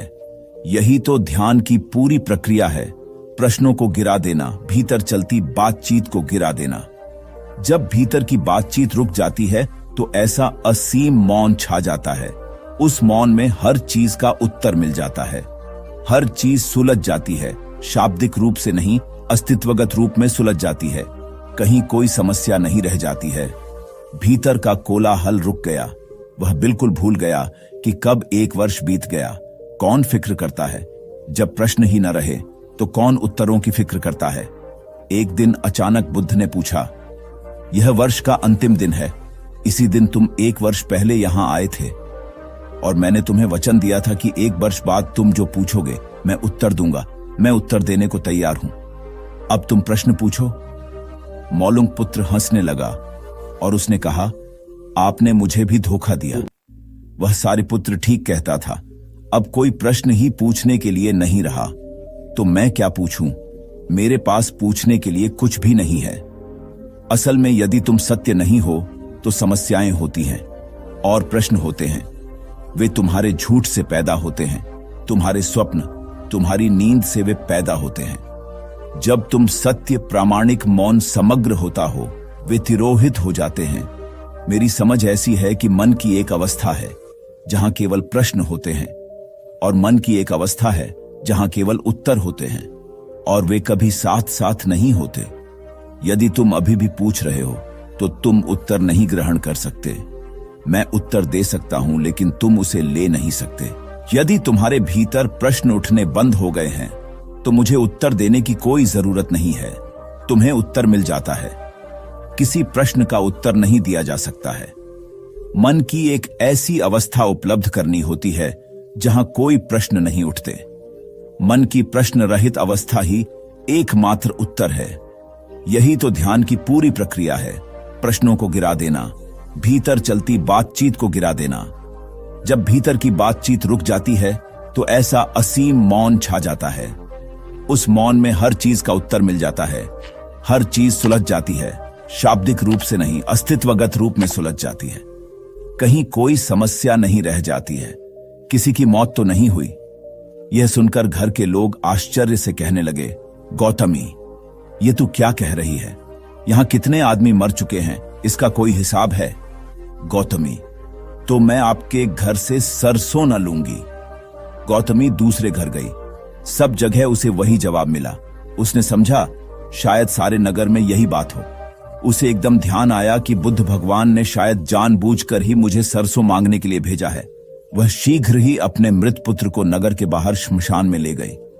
उसे अपने हाथ में लेकर बोली, प्रिय पुत्र, मैंने समझा था शायद तुम ही अकेले मरने के लिए पैदा हुए हो, लेकिन अब मुझे मालूम हुआ कि मौत सबके लिए है। जो पैदा हुआ है उसे एक न एक दिन अवश्य मरना है। इतना कहकर अपने पुत्र को श्मशान में रख वहां से लौट आई। लौटकर गौतमी बुद्ध के पास गई। बुद्ध ने पूछा, गौतमी, सरसों के दाने मिल गए? गौतमी, भगवान, सरसों नहीं चाहिए, उनका काम हो गया है, बजाय और भी कहीं अधिक बढ़ जाएंगी, क्योंकि किसी भी निर्दोष जीव को मारकर कोई भी व्यक्ति खुशी नहीं प्राप्त कर सकता। आपकी समस्या का हल निर्दोष जीवों को मारने से कैसे हो सकता है? आप राजा हैं, आपको सोच विचार कर निर्णय लेना चाहिए। अगर आप सच में अपनी मुश्किलों का हल चाहते हैं तो दिमाग से काम लीजिए। मुश्किलें तो आती जाती रहती हैं, यही जिंदगी का सच है। किसी निर्दोष जीव को मारने से समस्याएं नहीं समाप्त होंगी, बल्कि उसका हल आपको बुद्धि से ही निकालना होगा। बुद्ध की बात सुनकर अजातशत्रु उनके चरणों में गिर पड़े और अपनी भूल की क्षमा मांगने लगे। अजातशत्रु ने ऐलान करा दिया कि अब से उनके राज्य में किसी निर्दोष जीव की हत्या नहीं की जाएगी। दिन एक शिक्षित युवक बुद्ध के पास आया। उसने बुद्ध को प्रणाम कर अपनी जिज्ञासा रखी। गुरुजी, आप ईश्वर की बात करते हैं। क्या आपने ईश्वर के दर्शन किए हैं जो आप साधिकार इस विषय पर इतना कुछ कह पाते हैं? बुद्ध ने कुछ नहीं कहा और स्नेहपूर्वक उसके सिर पर हाथ फेर दिया। युवक ने समझा कि बुद्ध के पास मेरे प्रश्न का उत्तर नहीं है। फिर उन्होंने कहा, आओ हम कुछ देर यहाँ के बगीचे में घूमें। बगीचे में गुलाब और रजनीगंधा के सुगंधित फूल लगे थे। युवक बोला, गुरुजी, इन फूलों की सुगंध से सारा वातावरण महक रहा है। बुद्ध ने कहा, वत्स, तुम ठीक कहते हो, किंतु एक बात बताओ कि यह सुगंध तुम्हें दिखाई दे रही है? युवक बोला, जी नहीं, सुगंध तो अनुभव की जाती है। तब बुद्ध ने कहा, बस यही तुम्हारे प्रश्न का उत्तर है। तुम्हारे शरीर में जब कभी कहीं चोट लगती है तो दर्द होता है। क्या इस दर्द को तुम देख सकते हो? युवक बोला, नहीं, वह भी अनुभूत ही होता है। बुद्ध ने अंतिम रूप से युवक का समाधान करते हुए कहा, आत्मा और परमात्मा के साथ भी यही बात है। आत्मा को परमात्मा की अनुभूति के द्वारा उसका साक्षात्कार होता है, न कि स्थूल नेत्रों से। युवक अब पूर्णतः संतुष्ट था। बुद्ध का आभार मानते हुए वह चला गया। परमात्मा सदैव अनुभूति के स्तर पर ही घटता है और यह घटना तब होती है जब मन पूर्णतः निर्लिप्त तथा संभव को प्राप्त हो चुका हो। महात्मा बुद्ध नदी के किनारे एकांत में अपनी कुटिया में रहते थे। उन्होंने कुटिया के चारों ओर हरे भरे वृक्ष लगा रखे थे, जिन पर सुबह शाम पक्षियों का कलरव गूंजता रहता था। प्रकृति का यह मधुर सान्निध्य महात्मा बुद्ध को सदैव आनंदित रखता था। पक्षी और पेड़ पौधे तो मानो उनका परिवार ही बन गए थे। एक दिन महात्मा बुद्ध प्रातःकालीन उठे ही थे कि द्वार पर उन्हें एक सेठ जी खड़े नजर आए। उन्हें चिंताग्रस्त देख महात्मा बुद्ध ने उनसे समस्या जाननी चाहिए। सेठ जी बोले, महाराज, मेरे पास विशाल संपदा है, भरा पूरा परिवार है और मुझे कोई रोग भी नहीं है। फिर भी मुझे नींद नहीं आती, रात भर करवटें ही बदलता रहता हूं। महात्मा बुद्ध ने आत्मीयता से सेठ जी के सिर पर हाथ फेरकर कहा, सेठ, तुम्हारे पास सब कुछ भले ही हो, किंतु वह नहीं है जो नींद के लिए आवश्यक है। सेठ ने पूछा, वह क्या है महाराज? महात्मा बोले, तुम चारों ओर चिंताओं से घिरे हो। धन संपत्ति की चिंता, व्यापार व्यवसाय की चिंता, परिवार की चिंता। स्मरण रखो कि चिंता चयन में शत्रुता है। सेठ ने इससे बचने का उपाय पूछा तो उन्होंने कहा, तुम प्रकृति से शिक्षा ग्रहण करो। पेड़ पौधे, फूल, पानी और प्रकाश के रूप में उसकी अनंत संपदा चारों ओर बिखरी हुई है, किंतु वह चिंता मुक्त है। अपनी इस दौलत को पूरी दुनिया पर दोनों हाथों से सत्य लुटाती रहती है। तुम यदि उससे प्रेरणा लेकर अपना जीवन भी उसके अनुरूप बना लोगे तो तुम्हें न केवल नींद आएगी बल्कि अतीव शांति महसूस होगी। सेठ ने महात्मा बुद्ध की बात का मर्म समझा और लोक कल्याण की राह पर चल पड़ा। धन और ज्ञान देने से बढ़ते ही हैं, इसलिए इनके संग्रह के साथ साथ इनके दान की वृत्ति भी रखनी चाहिए। एक गरीब किसान गौतम बुद्ध का बहुत बड़ा भक्त था। एक दिन वह बुद्ध के पास आया और अपने गांव आने का आग्रह किया। बुद्ध उसके गांव पहुंचे तो सारा गांव उन्हें देखने व सुनने के लिए उमड़ पड़ा, किंतु वह किसान नहीं आया। हुआ यह कि उसी दिन किसान के बैलों की जोड़ी कहीं खो गई। किसान इस दुविधा में रहा कि बुद्ध का प्रवचन सुने या अपने बैलों को खोजे। काफी सोचने के बाद उसने अपने बैलों को खोजने का निर्णय किया। घंटों भटकने के बाद बैल मिले। थकाहारा किसान घर आया और भोजन कर सो गया।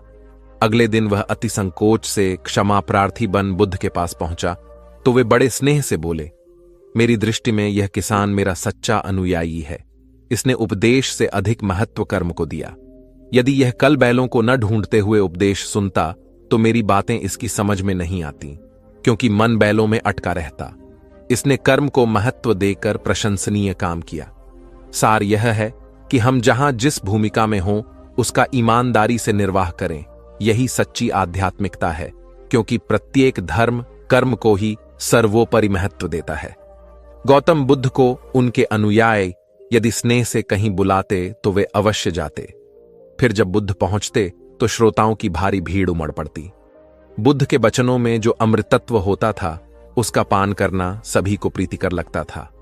उनके उपदेशों में ऐसा कुछ अवश्य होता था जिससे गंभीर समस्याएं सुलझ जाती और कुछ न कुछ सार्थक भी प्राप्त हो। सार यह है कि हम जहां जिस भूमिका में हो उसका ईमानदारी से निर्वाह करें।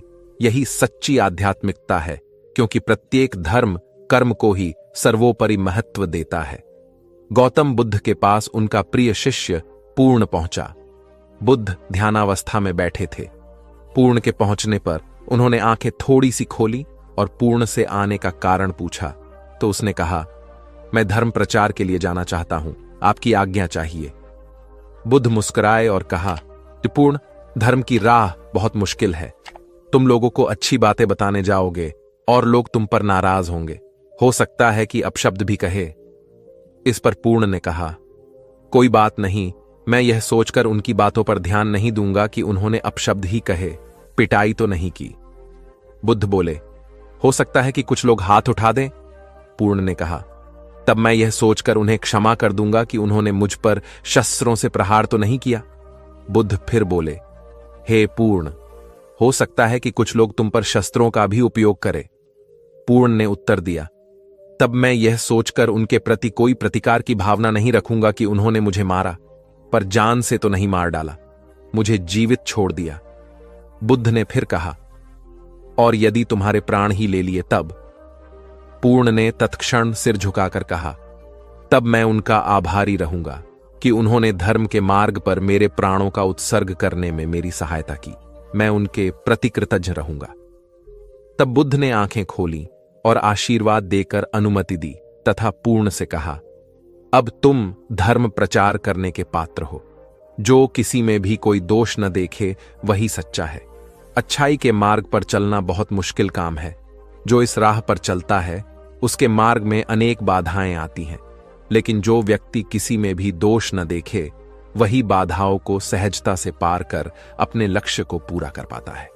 एक बार गौतम बुद्ध जब वन से गुजर रहे थे, तब एक राक्षसी हाथ में तलवार लेकर प्रकट हुई और कहा, अरे बुद्ध, आज तुम्हारे प्रेम को मेरी घृणा के सामने झुकना ही पड़ेगा। आज तुम्हारे जीवन का अंतिम दिन है। बुद्ध ने मुस्कुराते हुए उत्तर दिया, मैं घृणा, उपहास और द्वेष के आगे नतमस्तक नहीं होऊंगा। मैं निंदा, प्रशंसा अथवा उपहास किसी से भी प्रभावित नहीं होता।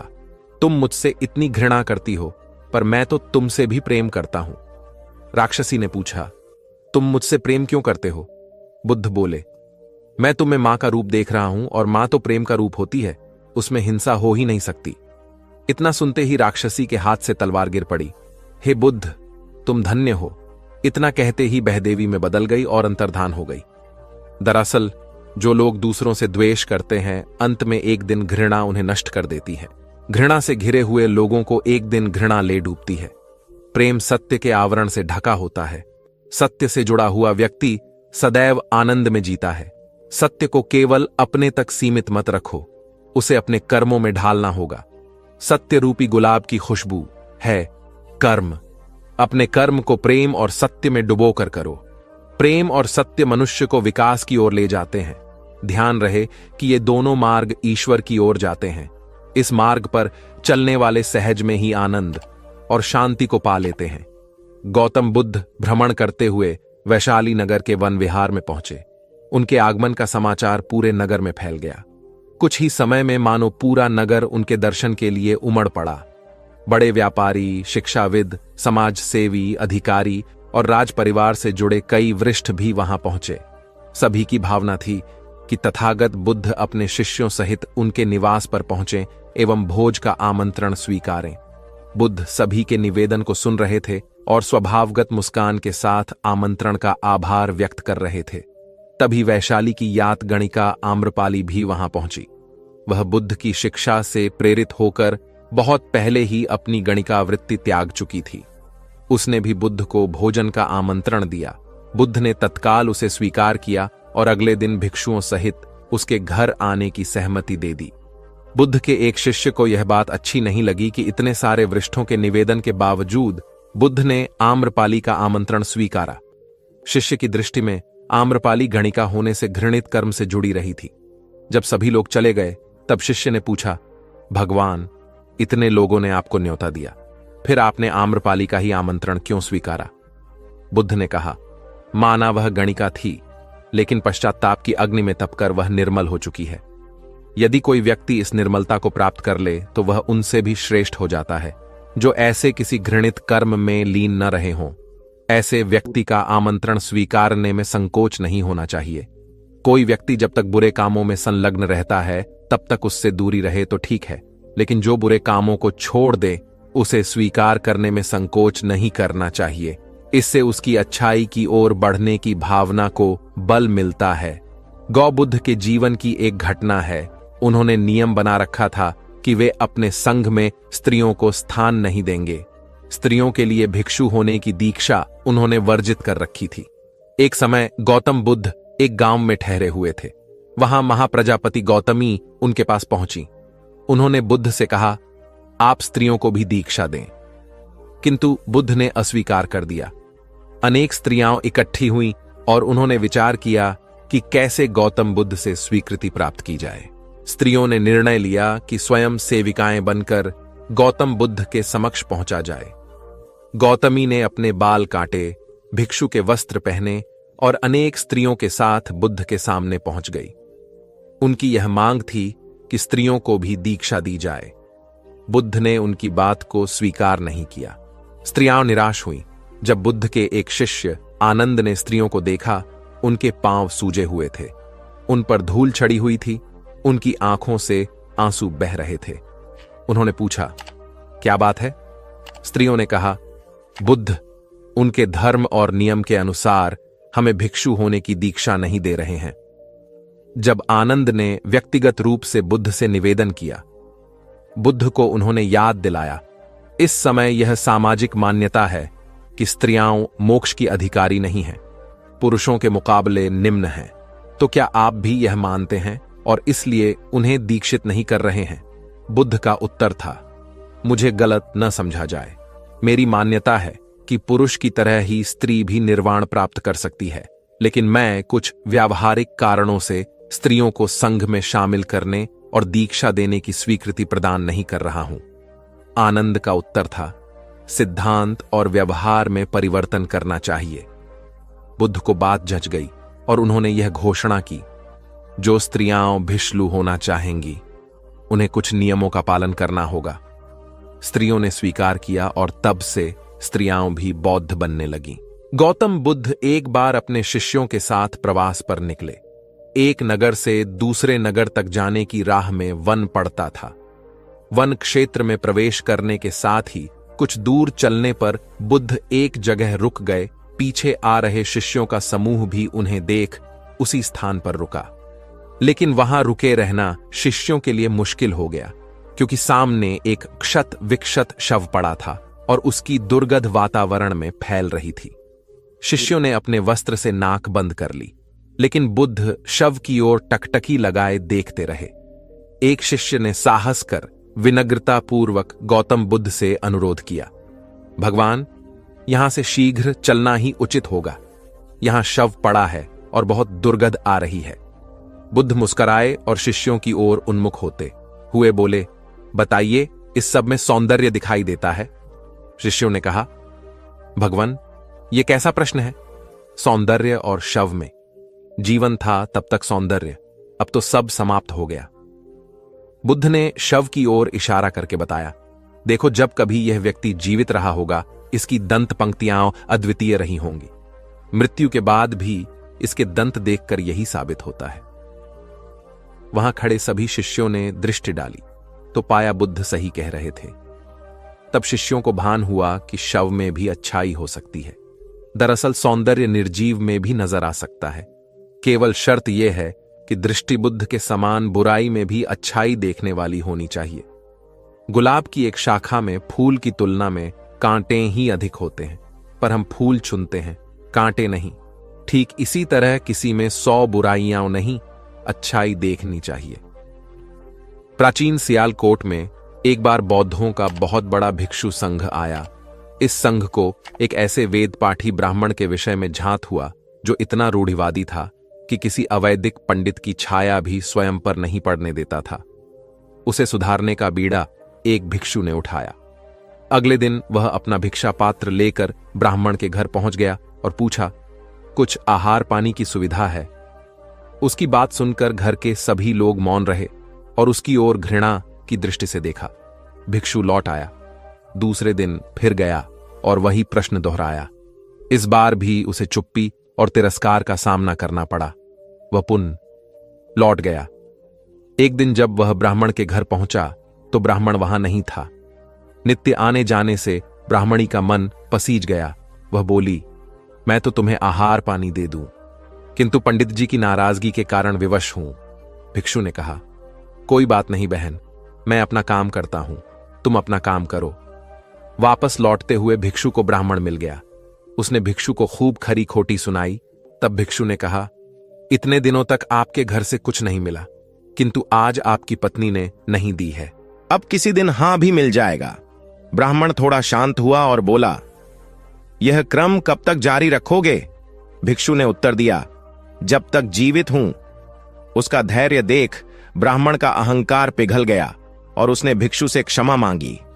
वस्तुतः धैर्य व सहिष्णुता के बल पर बड़ी से बड़ी प्रतिकूलता को अनुकूलता में बदला जा सकता है। भगवान बुद्ध के प्रवचन सुनने के लिए एक व्यक्ति नियमित रूप से आता था। इस प्रकार उसे 1 माह हो चुका था, किंतु उसके जीवन पर कोई प्रभाव नहीं पड़ा। भगवान बुद्ध उपदेश में कहते थे कि धर्म पर चलो, अपने जीवन से राग द्वेष को दूर करो, काम क्रोध लोभ मोह और अहंकार से सदा दूर रहो। बुद्ध के उपदेशों से लोगों को बहुत शांति मिलती थी, किंतु उस व्यक्ति का मन अशांत रहता था। एक दिन उसने बुद्ध से जाकर कहा, हे प्रभु, मैं 1 माह से आपका उपदेश सुन रहा हूं, किंतु उसका तनिक भी असर मेरे आचरण पर नहीं पड़ा। मैं बहुत परेशान हूं, मुझे क्या करना चाहिए? बुद्ध उनकी बात सुनकर बोले, तुम कहां के रहने वाले हो? उसने कहा, श्रावस्ती का। बुद्ध ने अगला प्रश्न किया, वह यहां से कितनी दूर है? उसने अनुमान से बता दिया। बुद्ध ने पुनः जिज्ञासा प्रकट की, कितना समय लगता है? उस व्यक्ति ने हिसाब लगाकर बता दिया। बुद्ध ने कहा, अब बताओ कि क्या तुम यहां पर बैठे बैठे ही अपने घर पहुंच सकते हो? उसने कहा, यह कैसे हो सकता है? वहां पहुंचने के लिए तो चलना होगा। तब बुद्ध ने बड़े प्रेम से उसे समझाया, जैसे चलने पर ही पहुंचा जा सकता है, वैसे ही अच्छी बातों पर अमल करने से ही लाभ होता है। हे प्यारे, तुम मेरे ज्ञान के साथ अपने कर्म को जोड़ दो, तब तुमको उत्तम फल मिलेगा। उस व्यक्ति को अपनी गलती समझ में आ गई। उसने अपने जीवन में सुधार कर लिया, जिससे उसका जीवन सदाचारी बन गया। एक छोटी सी नदी थी, उसके दोनों किनारों पर लोग रहते थे। नदी के पानी से दोनों ओर के लोग अपना अपना काम चलाते थे और सुखमय जीवन बिताते थे। एक बार संयोग से पानी को लेकर दोनों पक्षों में तनातनी हो गई। वे एक दूसरे पर आरोप लगा रहे थे कि तुम ज्यादा पानी ले रहे हो। जब आपसी बातचीत में मामला नहीं निपटा तो वे मरने मारने पर उतारू हो गए। उनके पास जो भी हथियार थे उन्हें तत्काल निकाल लाए और एक दूसरे पर टूट पड़ने को आमादा हो गए। तभी किसी ने जाकर भगवान बुद्ध को सूचना दी। उन्होंने दोनों पक्षों के प्रतिनिधियों को बुलाया और तकरार का कारण पूछा। दोनों प्रतिनिधियों ने अपना अपना पक्ष रखा। बुद्ध ने दोनों की बातें सुनी और मुस्कुराकर कहा, तो तुम लोग क्या करोगे? दोनों प्रतिनिधियों ने आवेश में आकर कहा, हम खून की नदियां बहा देंगे। भगवान बुद्ध ने कहा, तो तुम्हें खून चाहिए? उन लोगों ने हतप्रभ होकर बुद्ध की ओर देखा, फिर बोले, नहीं, हमें पानी चाहिए। भगवान बुद्ध ने कहा, तो तुम्हें खून चाहिए? उन लोगों ने हतप्रभ होकर बुद्ध की ओर देखा, फिर बोले, नहीं, हमें पानी चाहिए। तब सहज भाव से बुद्ध ने कहा, खून बहाकर खून मिलेगा, पानी कैसे पाओगे? कुछ ठहर कर आगे बुद्ध बोले, याद रखो, हिंसा हिंसा को बढ़ाती है, बैर बैर को बढ़ाता है। नदी से ही सीख लो कि वह किसी से लड़ती नहीं, वह निश्चल भाव से अपने जल का सभी के लिए दान करती है। बुद्ध के शब्दों ने जादू जैसा काम किया और दोनों पक्षों की समस्या का सहज रूप से समाधान हो गया। दोनों पक्ष मिल बांटकर पानी का उपयोग करने लगे। कुल बुद्ध एक दिन वैशाली में प्रवचन दे रहे थे। विशाल जनसमूह उन्हें अत्यंत शांति और तन्मयता से सुन रहा था। कहीं कोई शोर नहीं था, मात्र बुद्ध की वाणी गूंज रही थी। बुद्ध के शिष्यों के साथ उपस्थित लोग बुद्ध के अमृत वचनों का पान पूर्ण एकाग्रता से कर रहे थे। तभी उस शांत वातावरण में खलल उत्पन्न करती एक व्यक्ति की जोरदार आवाज आई, आज मुझे सभा में बैठने की अनुमति क्यों नहीं दी गई? बुद्ध उस व्यक्ति का चिल्लाना सुनकर भी मौन रहे। उस व्यक्ति ने पुनः चिल्लाकर यही प्रश्न पूछा। बुद्ध ने नेत्र बंद कर लिए। उनका एक शिष्य बोल उठा, भगवान, बाहर खड़े अपने इस शिष्य को अंदर आने की अनुमति दीजिए। बुद्ध ने नेत्र खोलकर कहा, नहीं, यह अस्पृश्य है। शिष्यगण बुद्ध के मुंह से अस्पृश्य शब्द सुनकर विस्मित हुए और उन्होंने पूछा, वह अस्पृश्य क्यों? कैसे? भगवान, आपके धर्म में तो जात पात का भेद नहीं है। बुद्ध बोले, आज यह क्रोध में आया है। क्रोध से जीवन की एकता भंग होती है। क्रोध ही मानसिक हिंसा करता है। किसी भी कारण से क्रोध करने वाला अस्पृश्य है। उसे कुछ देर तक स्मरण कर लेना चाहिए कि अहिंसा परम धर्म है। कथा का उपदेश यह है कि क्रोध एक असात्विक भाव है जो कर्ता और भोक्ता दोनों के लिए हानिकारक होता है। इससे बचते हुए शांति से विचारने व कार्य करने की प्रवृत्ति अपनानी चाहिए। शांत मन और मस्तिष्क ही विवेकपूर्ण निर्णय लेने में सक्षम होते हैं। बौद्ध संघ के एक भिक्षु को कोई गंभीर रोग हो गया। उसकी हालत इतनी खराब हो गई कि वह चल फिर भी नहीं सकता था और मल मूत्र में लिपटा पड़ा रहता था। उसकी यह हालत देख उसके साथी भिक्षु भी उसके पास नहीं आते और घृणा से मुंह फेरकर आसपास से निकल जाते थे। कुछ दिनों बाद बुद्ध को यह बात पता चली तो वे तत्काल अपने प्रिय शिष्य आनंद के साथ उस भिक्षु के पास पहुंचे। उसकी दयनीय दशा से उन्हें घोर कष्ट हुआ। उन्होंने भिक्षु से पूछा, तुम्हें कौन सा रोग हुआ है? भिक्षु बोला, भगवान, मुझे पेट की बीमारी है। बुद्ध ने स्नेह से उसके सिर पर हाथ फेरते हुए प्रश्न किया, क्या तुम्हारी परिचर्या करने वाला कोई नहीं है? भिक्षु की ना सुनते ही बुद्ध ने आनंद से कहा, पानी लेकर आओ, हम लोग पहले इसका शरीर स्वच्छ करेंगे। आनंद पानी लेकर आए। फिर बुद्ध ने भिक्षु के शरीर पर पानी डाला और आनंद ने उसके मल मूत्र को साफ किया। अच्छी तरह धो पोंछ कर बुद्ध ने भिक्षु के सिर को पकड़ा और आनंद ने पैरों को।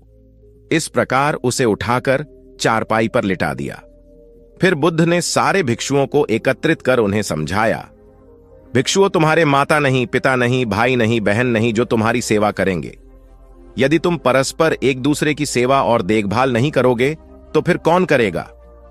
याद रखो, जो रोगी की सेवा करता है वह ईश्वर की सेवा करता है।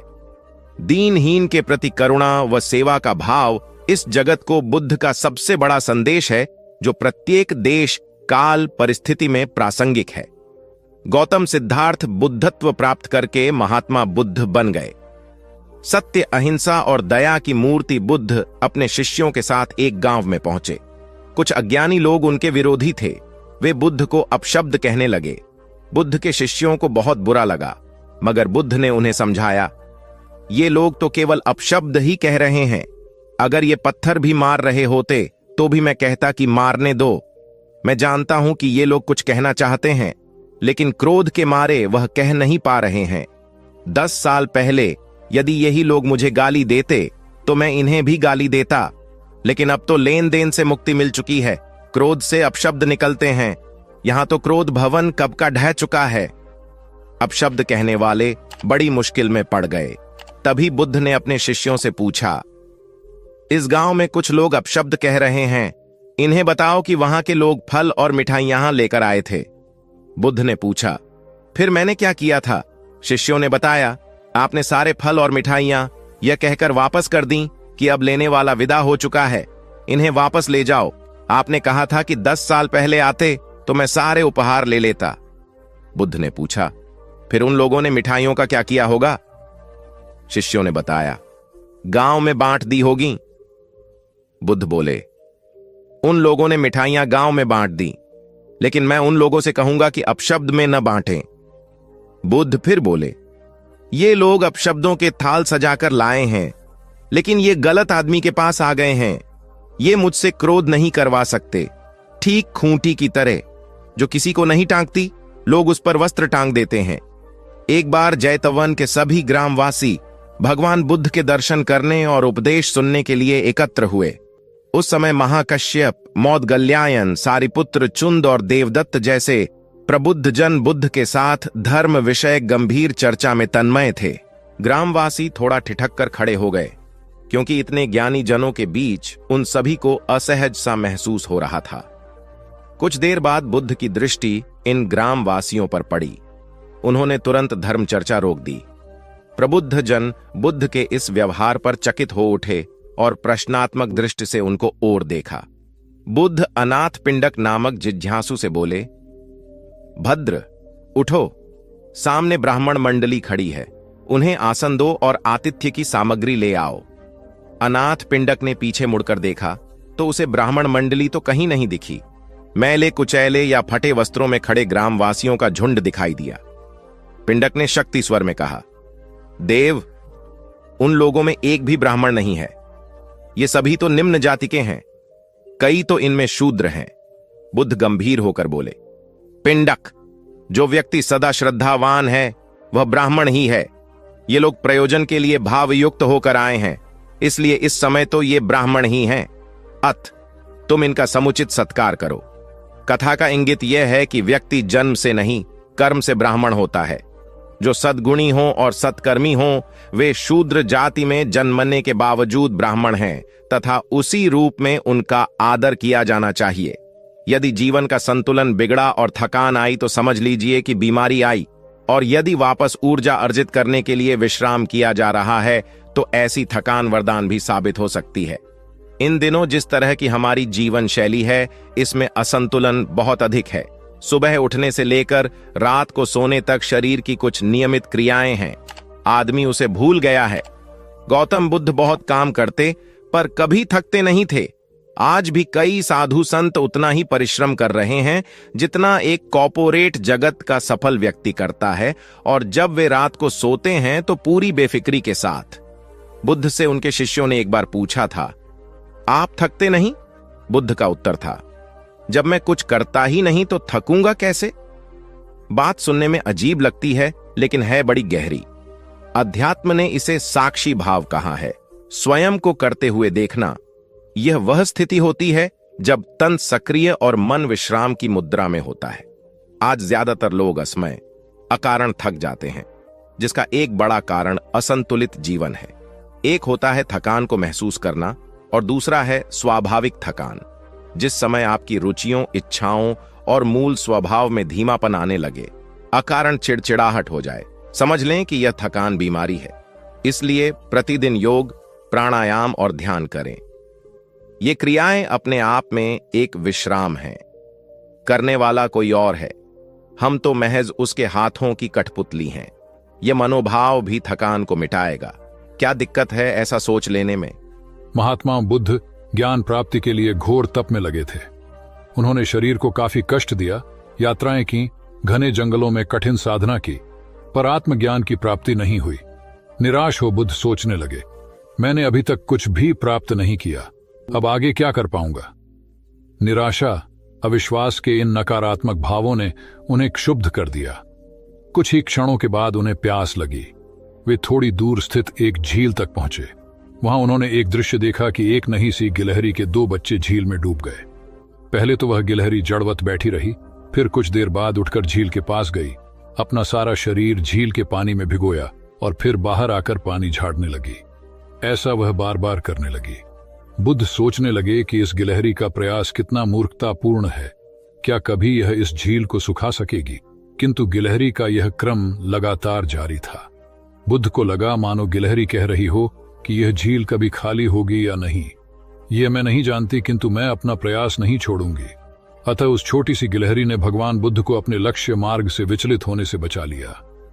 वे सोचने लगे कि जब यह नन्ही गिलहरी अपने लघु सामर्थ्य से झील को सुखा देने के लिए दृढ़ संकल्पित है तो मुझ में क्या कमी है?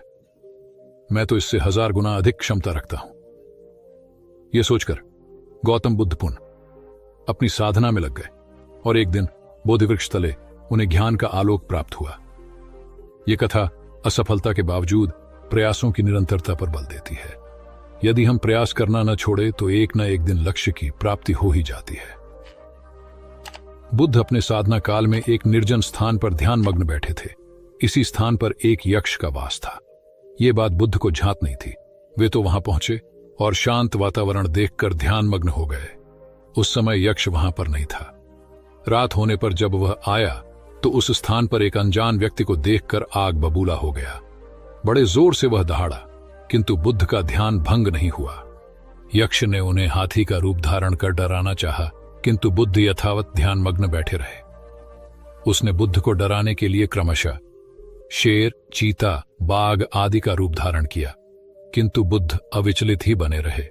अंत में उसने भयंकर विषधर का रूप धारण कर उनके पैर के अंगूठे को ढंस लिया, किंतु बुद्ध पर उसके विष का भी कोई असर नहीं हुआ।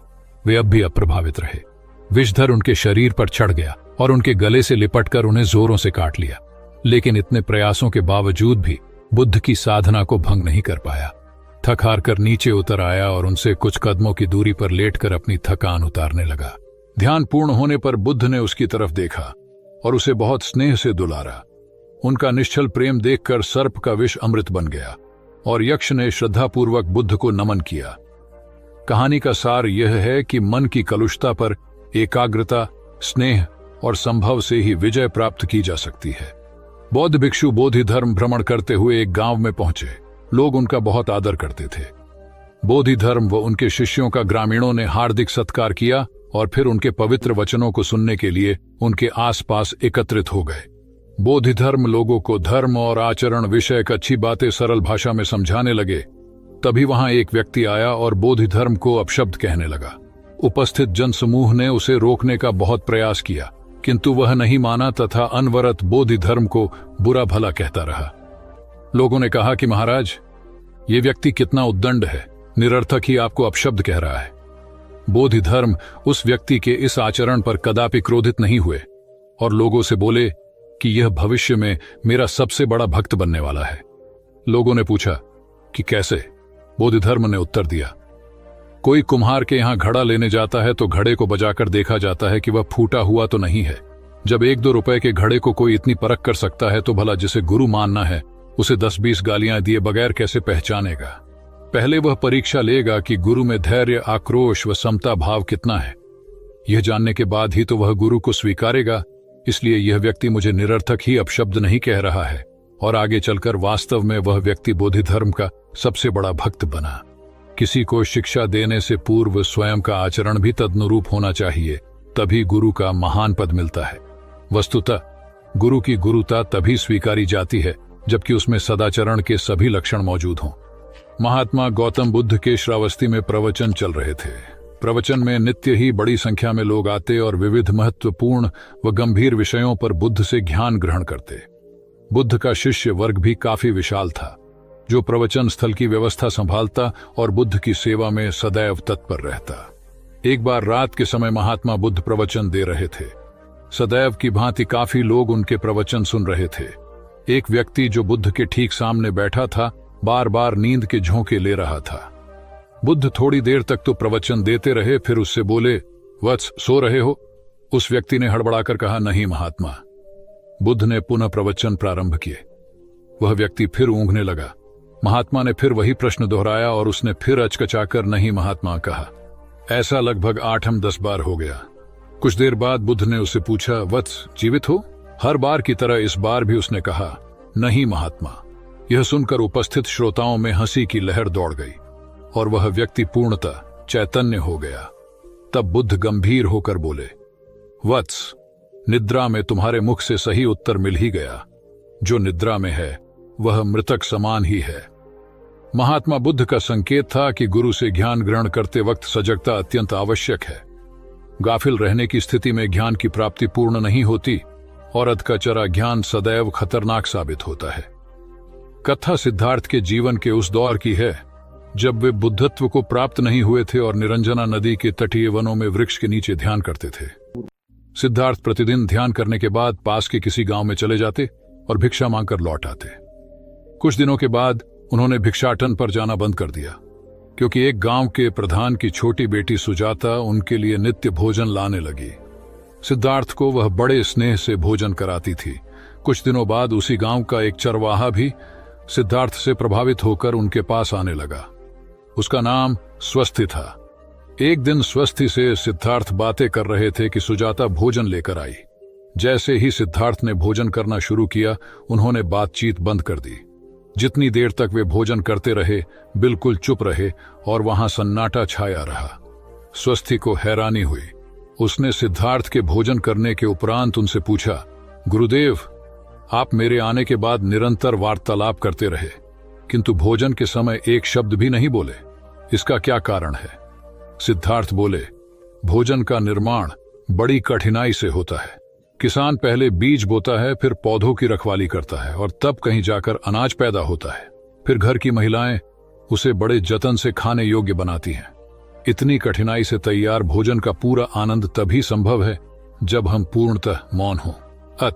भोजन के दौरान मैं मौन रहकर उसका पूरा स्वाद लेता हूं। वस्तुतः शांति से किया गया भोजन न केवल शारीरिक भूख को तृप्त करता है, बल्कि मानसिक आनंद और सात्विक ऊर्जा भी देता है। सम्राट अशोक संपूर्ण भारत को अपने राज्य में मिलाना चाहते थे, पर कलिंग के युद्ध में हुए रक्तपात को देखकर उन्हें अत्यधिक दुख पहुंचा।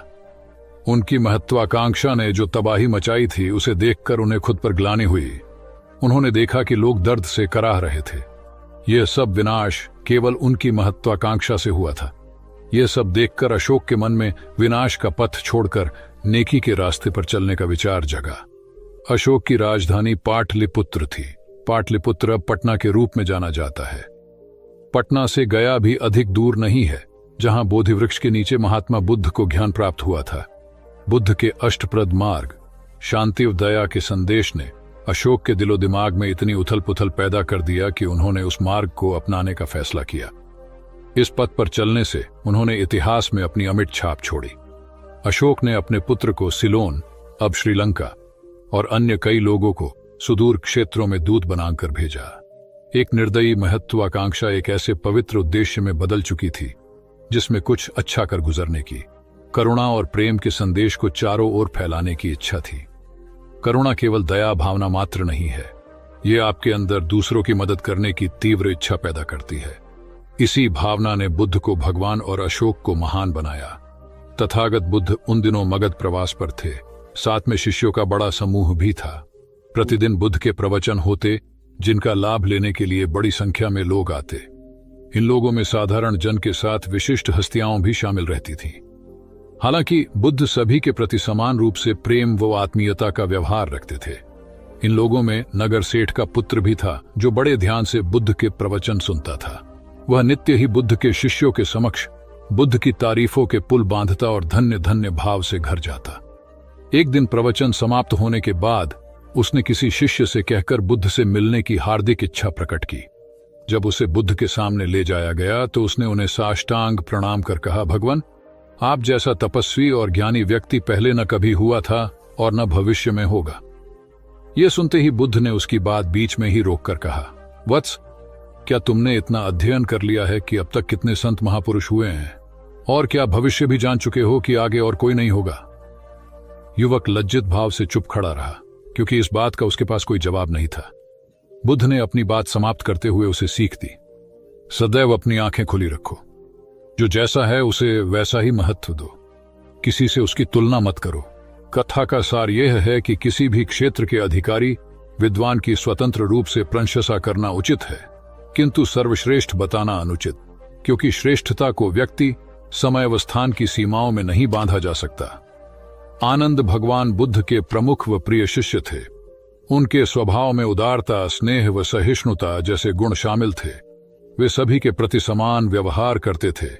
उनकी दृष्टि में कोई छोटा या बड़ा नहीं था। एक बार आनंद कहीं जा रहे थे। रास्ते में उन्हें बड़े जोर की प्यास लगी। आसपास देखा तो निकट ही कुआं दिखाई दिया। वे वहां पहुंचे। कुएं से एक लड़की पानी भर रही थी। आनंद ने उसके पास जाकर कहा, बहन, मैं बड़ी दूर से आ रहा हूं, मुझे बहुत जोर से प्यास लगी है, कृपा कर पानी पिला दो। उनकी बात सुनते ही लड़की कांप उठी, क्योंकि वह अछूत जाति की थी। वह जानती थी कि किसी ऊंची जाति के व्यक्ति को पानी पिलाना उसके अधिकार क्षेत्र से बाहर है। वह निगाह नीची कर चुपचाप खड़ी रही। आनंद ने प्यास से व्याकुल होकर फिर कहा, बहन, तुमने सुना नहीं, प्यास के मारे मेरे प्राण निकले जा रहे हैं, मुझे पानी पिला दो। लड़की भयवश कुछ नहीं बोल पाई। जब आनंद ने बड़े स्नेह से उससे पानी न पिलाने का कारण पूछा तो वह बोली, मैं निम्न जाति की कन्या हूं, आपको पानी कैसे पिला सकती हूं? उसकी बात सुनकर आनंद ने कहा, बहन, मैंने तुमसे पानी मांगा है, जाति तो नहीं पूछी। आनंद की उदारता ने उस कन्या का भय दूर कर दिया और उन्हें पानी पिलाकर वह धन्य हो गई। कथा का सार यह है कि ईश्वर की दृष्टि सम होने के कारण उसने सभी मनुष्यों को समान शरीर, बुद्धि और भावना से नवाजा है। अत